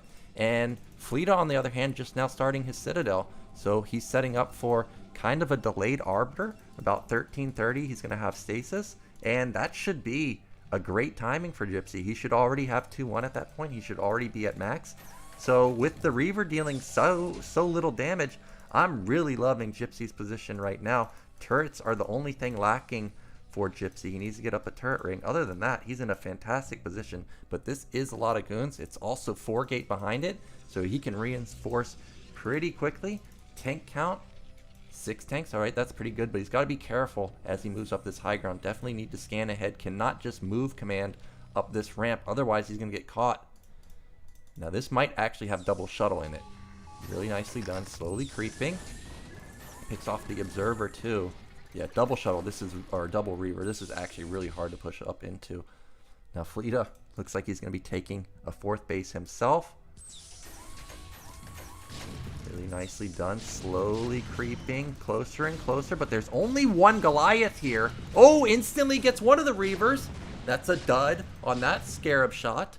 So Gypsy doing a really good job. He's got his 3 facts up. He's got double armory going. He's got his science facility done. So he's already started +2. He's got his turret ring coming up. He's got a couple Goliaths anticipating another drop. So this is really good for him. A bit of a macro blunder here. Need to see a few factories coming down, but that's okay. He's still got a lot of gas, so he can flood 4 or 5 factories pretty soon. Supplies pretty even. Everything looking really good for Gypsy, but Fleta, no slouch either. 4 bases. Gateway flood's going to be coming in pretty soon. Stargate is coming up also. He's got cannons coming in to make sure that he doesn't get hit by a drop. And 4th base coming up for Gypsy too, so he's feeling confident now that he can take a 3rd gas himself. This is polyport, so no 3rd gas at the mineral only, so he definitely needs to get his 3rd gas up and running to match the Protoss, gas intensive units like the Arbiter and the potential Templars coming out with Storm. But overall, I think even game so far. Triple depot going up to complete the wall. Also think that this observer missed the SCVs moving there. So the Reavers not going to be able to shut this down. But double shuttle coming in. And this is something that I always hate dealing with. There's only 1 turret here. And this is the move that Fleta needs to just break open the game. Double shuttle coming in. One turret cannot shut this down. This second turret cannot shut this down. Really, you need like 4 turrets to shut this down. And he just runs into the main. Now, luckily for him, none of the armories are here. But that's a Reaver. No reaction. 6 kills already on it. I'm not sure how many just happened. Or just how many SCV lives were claimed right there. Tanks are out of range. And this is going to be a big supply block on Gypsy. Multiple depots, I imagine, are going to be going down. But overall, not too shabby. Just needs to transfer to his 4th base. Fleta has 8 gate up. Doesn't look like he's going to go for an attack while this is all happening. Oh, he's going to lose his shuttles, maybe. Does that shuttle have a Reaver in it? That's a shuttle down. Ooh, Reaver unloads, but really nicely done with the SCV transfer.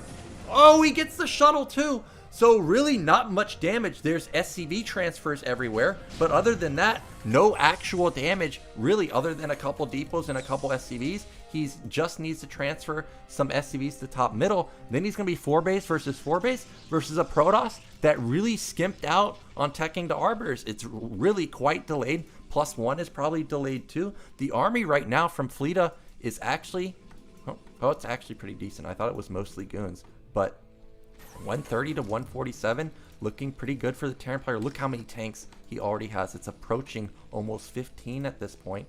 4 gas or 3 gas for Terran too. So everything looks really good. Floating a bit of money, but that's all right. That just means a few more factories just need to get plopped down, like 3 or 4 more. Here comes an engagement, but there's just way too many tanks. But the disruption on the SCV line seems to have stalled out his factory production. This is going to allow Fleta to get up his 5th base. We see a drop is coming across the map. I think this is a vulture drop, so I don't think this is really going to deal much damage. May actually even get intercepted by these cannons if he's not careful. He is just going to preemptively load these vultures. So this is going to be a failure of a drop. The question is now, how many zealots can he actually damage with these mines? Well, if they sit right on them, it could be quite a lot. Nope, actually they explode the mines before any of the mines explode. So let's take a look at the econ we've got. Looks pretty good across the board. About probably 60 SCVs for Gypsy.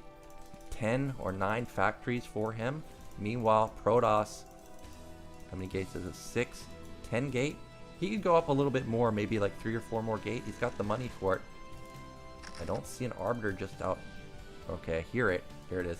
1 Arbiter, energy very low, so not going to be willing to fight without stasis, I don't think. But more and more Protoss players these days, I'm seeing just end up going for it.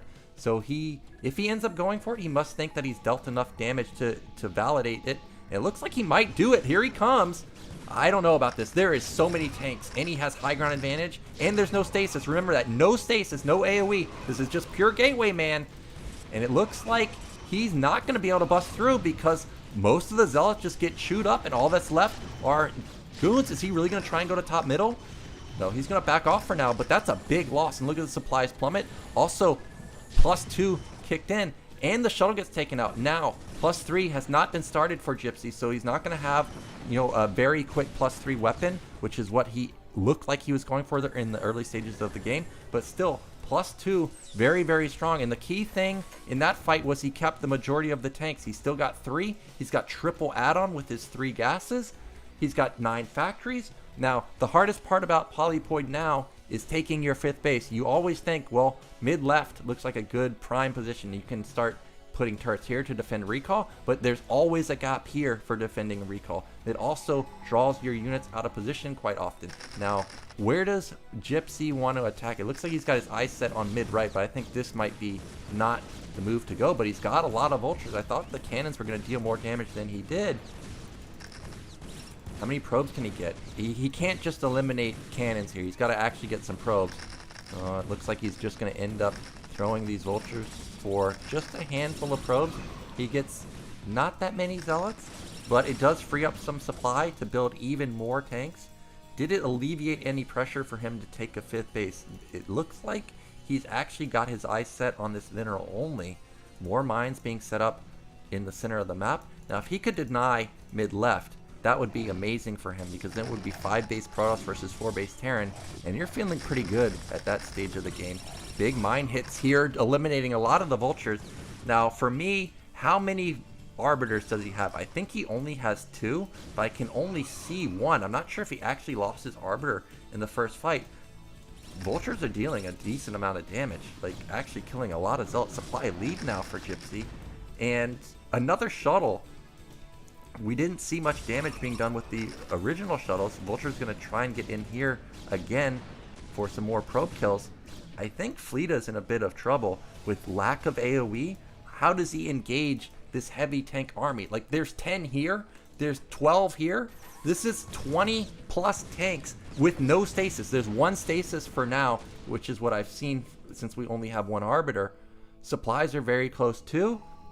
I think Gypsy might just A-move him right here. If he goes for the throat, I don't know about attacking mid-right. I would actually like to see him just straight up go through mineral only, straight to the Nat, and just try and get on top of these gates. But it looks like he's going to try and get on to mid-right. Now look how exposed he is on the left side. If Fleta goes for a counterattack and just sacks this base, this could be devastating to Gypsy, but instead Fleta's going to fight. How many stasis we have available? It's only 1. Now that Zealot bomb gets so many tanks, and there's a lack of tanks grouped up together. Another storm blankets those tanks, so Gypsy a little bit too split up. The mid-right base might get taken down, but the Zealot bomb killed so many tanks. The storm killed so many tanks. Still no stasis. Oh, actually it got EMP'd, so not able to use any of the stasis. Yet Gypsy remains strong at 170 supply to 145. He's starting to take mid-right. And if Gypsy can get mid-right up and running, this is going to be a nightmare for Fleta to defend. There's no way he's going to defend this base. He's already mined out at his main, Nat, and third base, basically. So he's going to be reset down to 2 bases once this goes down. That is so many tanks right here. And he's got triple vessels, so he has so many EMPs. Gypsy playing out of his mind. He just needs a few more factories, like 10, 11, 12 factories. Once you have that amount of factories, there's almost no amount of gateways that Protoss can do to keep up with the Terran macro. Still, no energy on these arbiters, so there's a lack of stasis. Oh, I thought that was an arbiter. He even has a vessel sitting over here waiting to EMP it if it even tries to recall. He's got a lot of turrets set up here. So Gypsy playing immaculate here. He's taking his 6th base, and now he's going to have more bases than Fleta, as I was saying, essentially mined out in main, Nat, and third base. So this is 2 base Protoss versus, what, how many base Terran? This is basically a full base, full base, full base. This is 4 base Terran with 4 gases. You almost feel like you can't lose at this point. So it all comes down to the stasis. Can he dodge the EMPs here? Can Gypsy land his EMPs? It's max versus max. There's a whiff there, I think. No, actually, he did get the arbiter. So how many stasis does he have left? There's none here. Probably going to have one once the fight happens. Does he have a lot of storms available? We saw that he did have Templar in the shuttle. Now, Gypsy does need to be careful to not overextend the bottom life. Sure, you want to knock out this base, but it's better to defend your other 3. Here he comes. He's trying to intercept this army. These tanks are on top of some mines. Still no stasis, still no storms. So many vessels. There's a great D-matrix, but these tanks are way too far forward. Half of the army of Gypsy is out of position, and this is the fight that Fleta needs. He blankets all of the tanks. There's literally nothing left from Gypsy. There's no tanks at bottom left, so this was a huge wipe. He gets all the expensive units. There's not really any tanks left over from Gypsy. It's pure Vulture at this point. Where are his tanks? There's a couple just spread out all over the map, but with those 12 going down right there, there's really not a lot of firepower left in Gypsy's army. He does breach bottom left, so a Fleta essentially on 1 base mining. So all Gypsy has to do is be able to hold here. If he holds, he's going to be in an amazing position. He's eliminated the energy again. This might be dead arbiters. He's coming back with his army now, but Fleta reinforcing zealots across the map. Well, he's got a few sitting here. He really needs to send them ASAP. And it looks like Gypsy actually is going to hold. He's going to eliminate that arbiter. He's going to eliminate that shuttle. This shuttle probably has Templars in them. Oh, there's a couple Templar. Okay, these SCVs, not that important if they get stormed. He can build up his SCV count super easily. So supplies, just back to even again, 150 to 32. Bottom left, all the probes have been wiped out. Really, 1 base mining for Fleta. He desperately needs to get mid-right, but Gypsy's already got it up and running. All Gypsy needs to do now is rebuild his tank count. He's got triple add-on. He's got 6 bases. He needs to queue up a few SCVs, but he's got quite a bank, so he actually doesn't need that many SCVs at this point. And remember, Protoss is on 1 base mining, so really you don't even need that many SCVs mining. You just need to have at least as many as them. And I think actually Fleta might just tap out any moment here. Gypsy's about to max again. He's got so many vultures. He's got so many vessels, pumping out even more vessels. He's got a stranglehold all over the top side of the map. And with turrets coming up, there's not going to be any opportunity for recall. These probes aren't even long distance mining anywhere. So Fleta, this is going to be his last hope. He's near max. Again, no AoE. All the Arbiters got wiped out. All the Storm got wiped out. It's basically just mass Zealot, mass Goons. And this is one of the reasons he was trading so poorly. +1 weapon versus +3 Terran. Just now kicking in +2. But Gypsy for now just going to play cautious. He doesn't know his current advantage.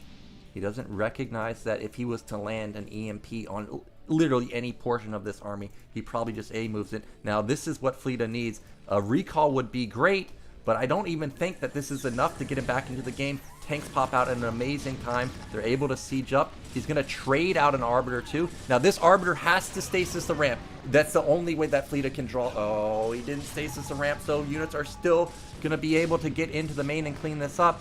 And with lack of money, it's not like he can counterattack mid-right at the same time. There's just so much defense here. So his recall, I think it was pretty good. Needed to combo it with a stasis, but it's going to get cleaned up. In Gypsy, he's just perma-maxed. EMP's the Arbiter for good measure. Now Gypsy does need to rebuild turrets because it does start to get ugly if Protoss starts recalling over and over and over. Despite being in such a good spot, you never really know as Terran. Now Fleta wants to find a good angle, but with so many mines set up here, tanks on high ground, there's no opportunity there. He's gonna, well, I thought he had a base coming up. It looks like he's eyeing the mineral only here. But this 4th base is gonna be mined out pretty soon too. It's got about, let's see, 4,000 minerals, that's it. So this might be the last stand. D-Matrix coming in. There's so many tanks. There's so many vultures. The Zealots are gonna get on a lot of the tanks, but this isn't even all of Gypsy's army. He's still maxed. 120 supply for Protoss. I think this is it for Fleta. He just doesn't have anything left. Everything just gets massacred. And GG, Big Gyp ends up taking game for Team 4 and All-Stars. And that means that they are not out yet. It is now going to be 4-3. Nicely done. Very nicely done. I was very worried with the Zealot Bomb and Templars, and then also that last fight at bottom left. But the Big Gyp able to bring in the victory. So now, hello, how's it feel to be one of the winners of Team 4 and All-Stars? Put a point on the board that the 4 and All-Stars still have hope. Almost a disaster game, but we pulled through, Nyoken. We pulled through. Well, now is the match that everybody wants to see, because I didn't know if this was actually going to happen. It is going to be Trutacz versus Snow. Now, this is not something you get to see every day. You get to see a top foreigner versus the absolute top of Korean pro gamers. Like, when you think of best of the best for Protoss, what names do you think of? There's only a couple. Bisu, Snow, Rain. Like, that's like the list. And best, of course. So this is going to be amazing on clay fields. Now, this is also a map that Snow shouldn't have played very much. So this was a BSL map. Trutacz has definitely played this a couple times. Not a lot, I'm assuming, but you know, you never know. So this is going to be Snow versus, oh, I got to share my screen with you. This is going to be Snow versus Trutacz. This is a replay. So, you know, Snow and Bishop and all of them and Zelot are all very busy. So I think that they originally wanted to play live, but ended up just going, organizing it ahead of time so that they were able to cast too. Because Snow said he was actually going to cast these games. So I don't know if he's casting right now, but I know that that was mentioned. So Trutacz versus Snow. I've actually never seen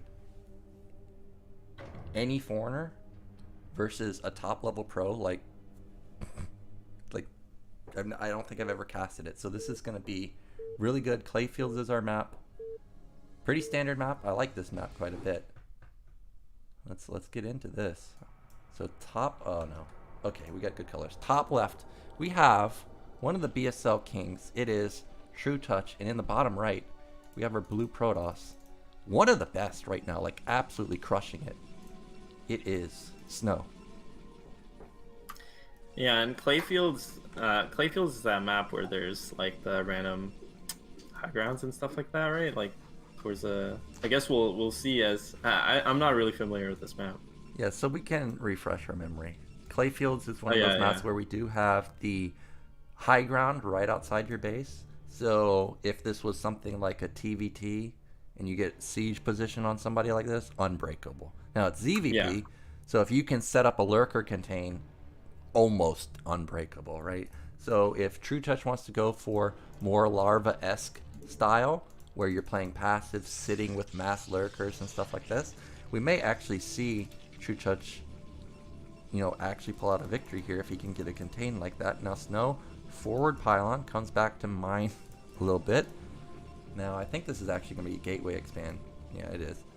So he's going to be putting pressure onto Trutacz. Now, how's Trutacz going to respond? We already saw Wico go for 11 hatch, 11 pool, but it looks like overpool is going to be the build order of choice for Trutacz. Yeah, and overpool probably the most stable opener in ZVP. I think when you go hatch first, you're always susceptible to stuff like cannon rush. You're susceptible to the one gate openings. I mean, hatch first can definitely play against those openings without a problem, but it is obviously much harder. So you have to like make sure you execute properly and stuff. And I think like overpool overall is a bit easier, just in terms of making sure that you're stable. And Snow surprisingly going for the, well, not surprisingly, I guess, but it's always, I don't know, I'm always a bit excited when I see one gate openers. I mean, when the forge gets plopped down, I'm a bit resident sleeper, but the one gate is always usually it's usually pretty exciting. And as you were saying, I think this map could be really good for Trutacz, and just in general, I think the foreign Zerg versus Protoss style is a bit more turtly. It's a bit more reliant on lurkers. It's a bit more slow paced than the Korean kind of Hydralisk into Mulisk style. And we can see Trutacz, I wonder if that drone, I guess it's just scouting really, but if it hangs out long enough in that side of the map, you might see him put down a hatchery, but I think it's just going to go back to the bottom right. And meanwhile, Snow, with his signature pro, I mean, every pro gamer has insane worker micro, but I know Snow, he's always being annoying with this initial probe. And, you know, mind you, this is probably not played on turn rate 24. And honestly, if there's one thing in this game that does require low turn rate, it's really good worker micro. So probably not as oppressive as it could be as the Zealot comes out here, but Trutacz going to spot it out with the scouting drone. So I think Trutacz is going to feel pretty comfortable knowing what's coming. Well, we've talked about this before, is with lack of vision, you don't know where these Zealots are. And Snow has already snuck one of them to top middle. I think the second one got scouted. So he at least knows that's coming. But if he thinks it's only one, well, he's going to be in for a rude awakening, because there's actually two. Here comes the first one through the top, second one through the bottom. Good control. Oh, looks like the Zealot is just going to scout and see what's going on. So he's going to see third hatch at mid left. Trutacz did go for the standard gas timing. Uh-oh. He pulled off right before 100 gas. He doesn't realize it. So that's going to be no speed, no lair for him. He's going to fix that right now. But Snow behind this got his forge coming up. Zealot and probe combo is actually surprisingly strong, and I'm already very scared for Trutacz because he's going to end up having to build more and more lings. Somehow the probe just gets through all those lings. I don't know how that's possible, but good control on the lings so far. Good control from Zelot, or from the Zealots too. Look at the probe just being obnoxious here, delaying the lings from getting into position. Yeah, and it's exciting watching Snow micro these Zealots, because we all know, I mean, we saw Bonyth with some epic fucking micro earlier today, but Snow also with incredible micro himself, and so far doing, you know, not that much damage to be done against an overpool as Snow micros the Zealots back one by one, taking pot shots and retreating, now going back into the defensive position behind the mineral line. So Snow, the thing is, against Overpool, yeah, it's hard to get some really obvious damage as Protoss. Like you can see here this game, Snow really only got, and Trutacz actually is gonna, intercept that one Zealot. He might get this Zealot, but he's gonna trade the hatch maybe. Like it's really low, so he's got to be very careful if he makes another move out like that. Like that's 100 damage down the drain. Like the hatch is getting extremely. Wow, that's a full health Zealot almost. So I think Snow might just win this game with these 3 Zealots. Okay, never mind. They end up getting taken out.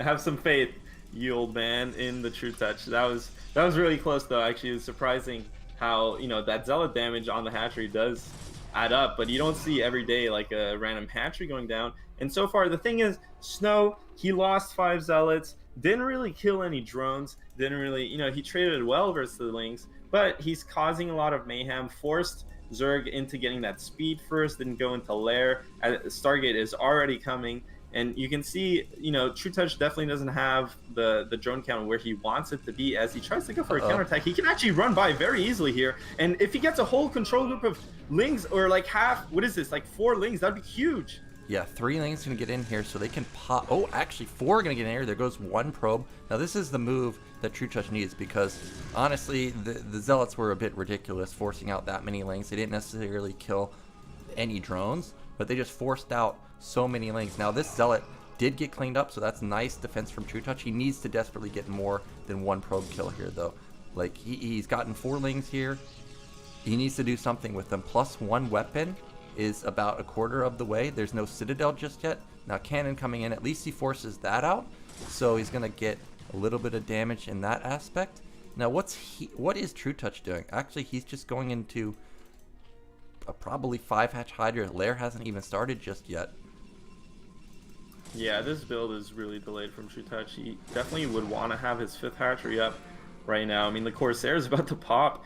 I mean, the 1 Corsair is already out on the map, and it's going to have free reign over these Overlords, going to supply cap Trutacz, force him to make more Overlords, and Trutacz still hasn't started his lair, so far, and no 5th hatchery either, I think.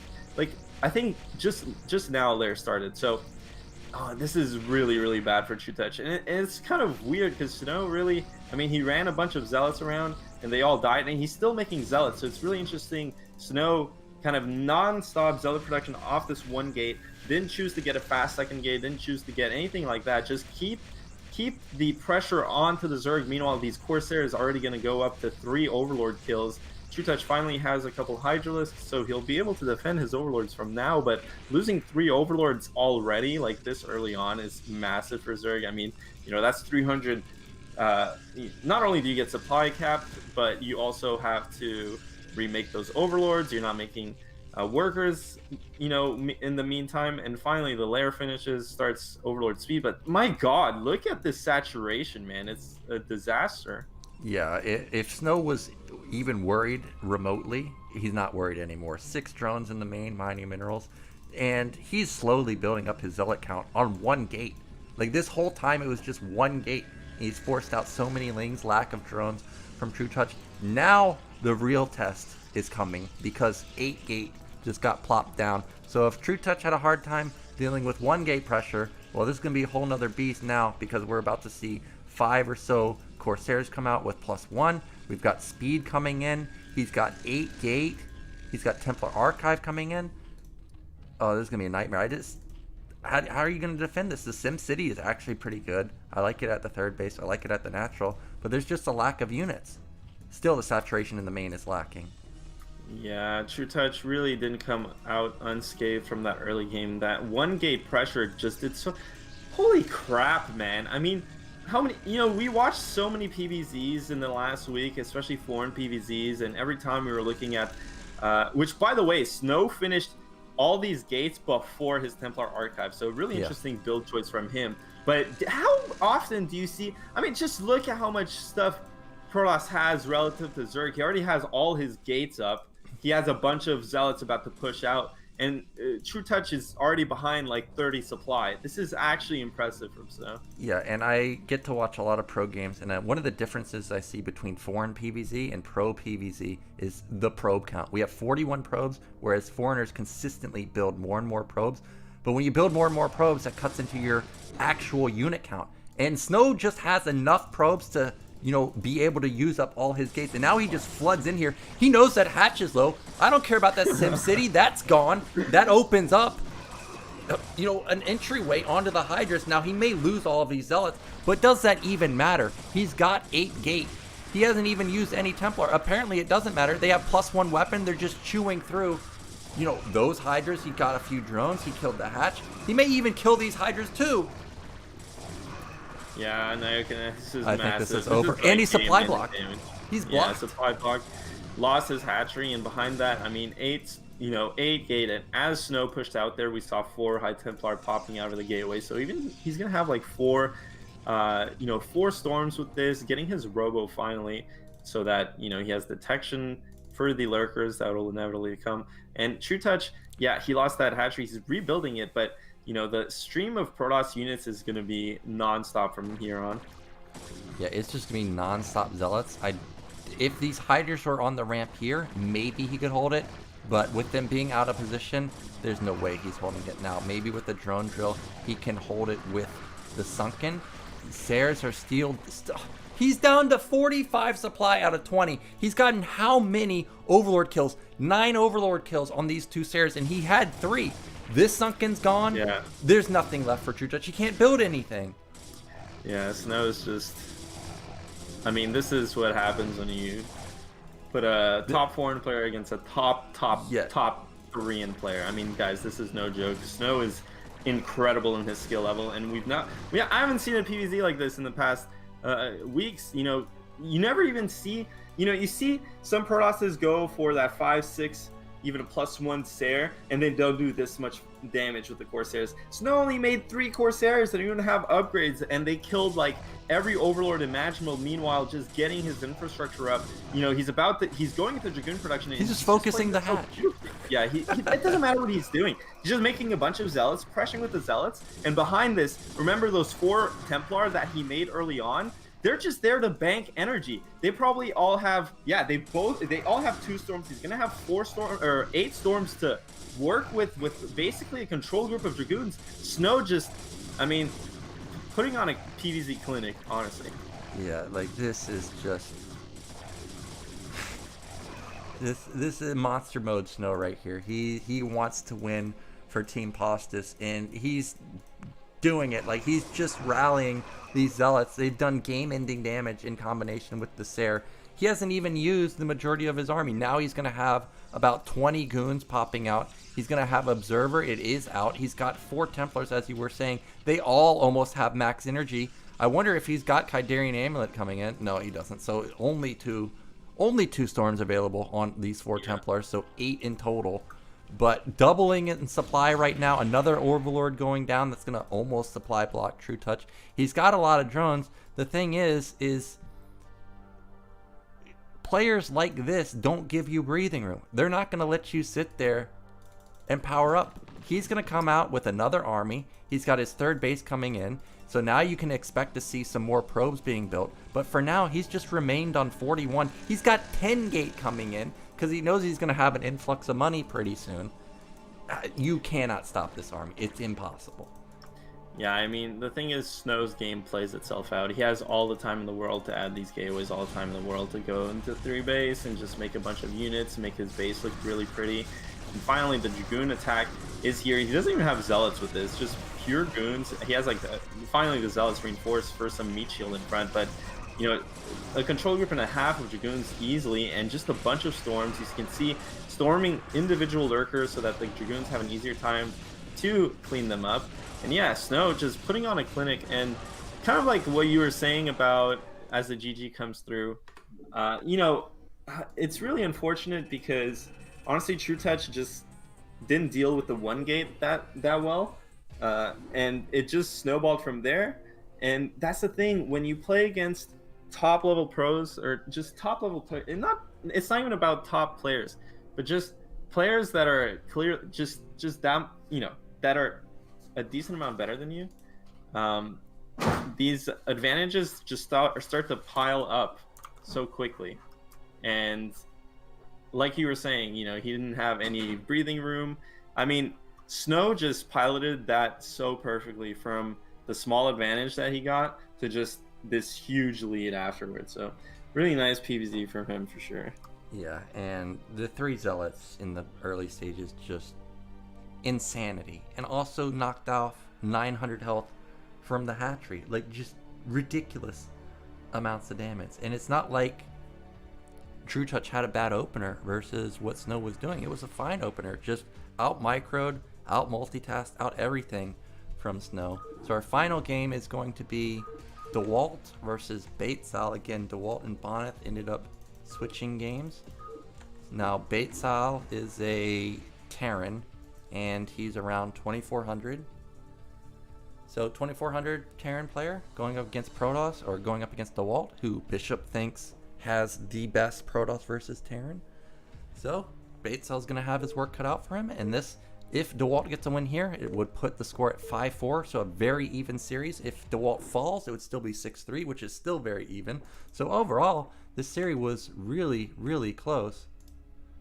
So in the bottom left, on Sylphid, we have our Russian Protoss is Dewalt, and in the bottom right, as the Peach Terran player, it is Beatsal. Now Beatsal, as I was saying, I was told is a 2400-ish Terran. I have not played this Terran before. I did play Postiz Terran earlier, which we mentioned, but have you played versus him, Gypsy? Who, Beatsal? Yeah. No, this is like the first time I even hear this name, so.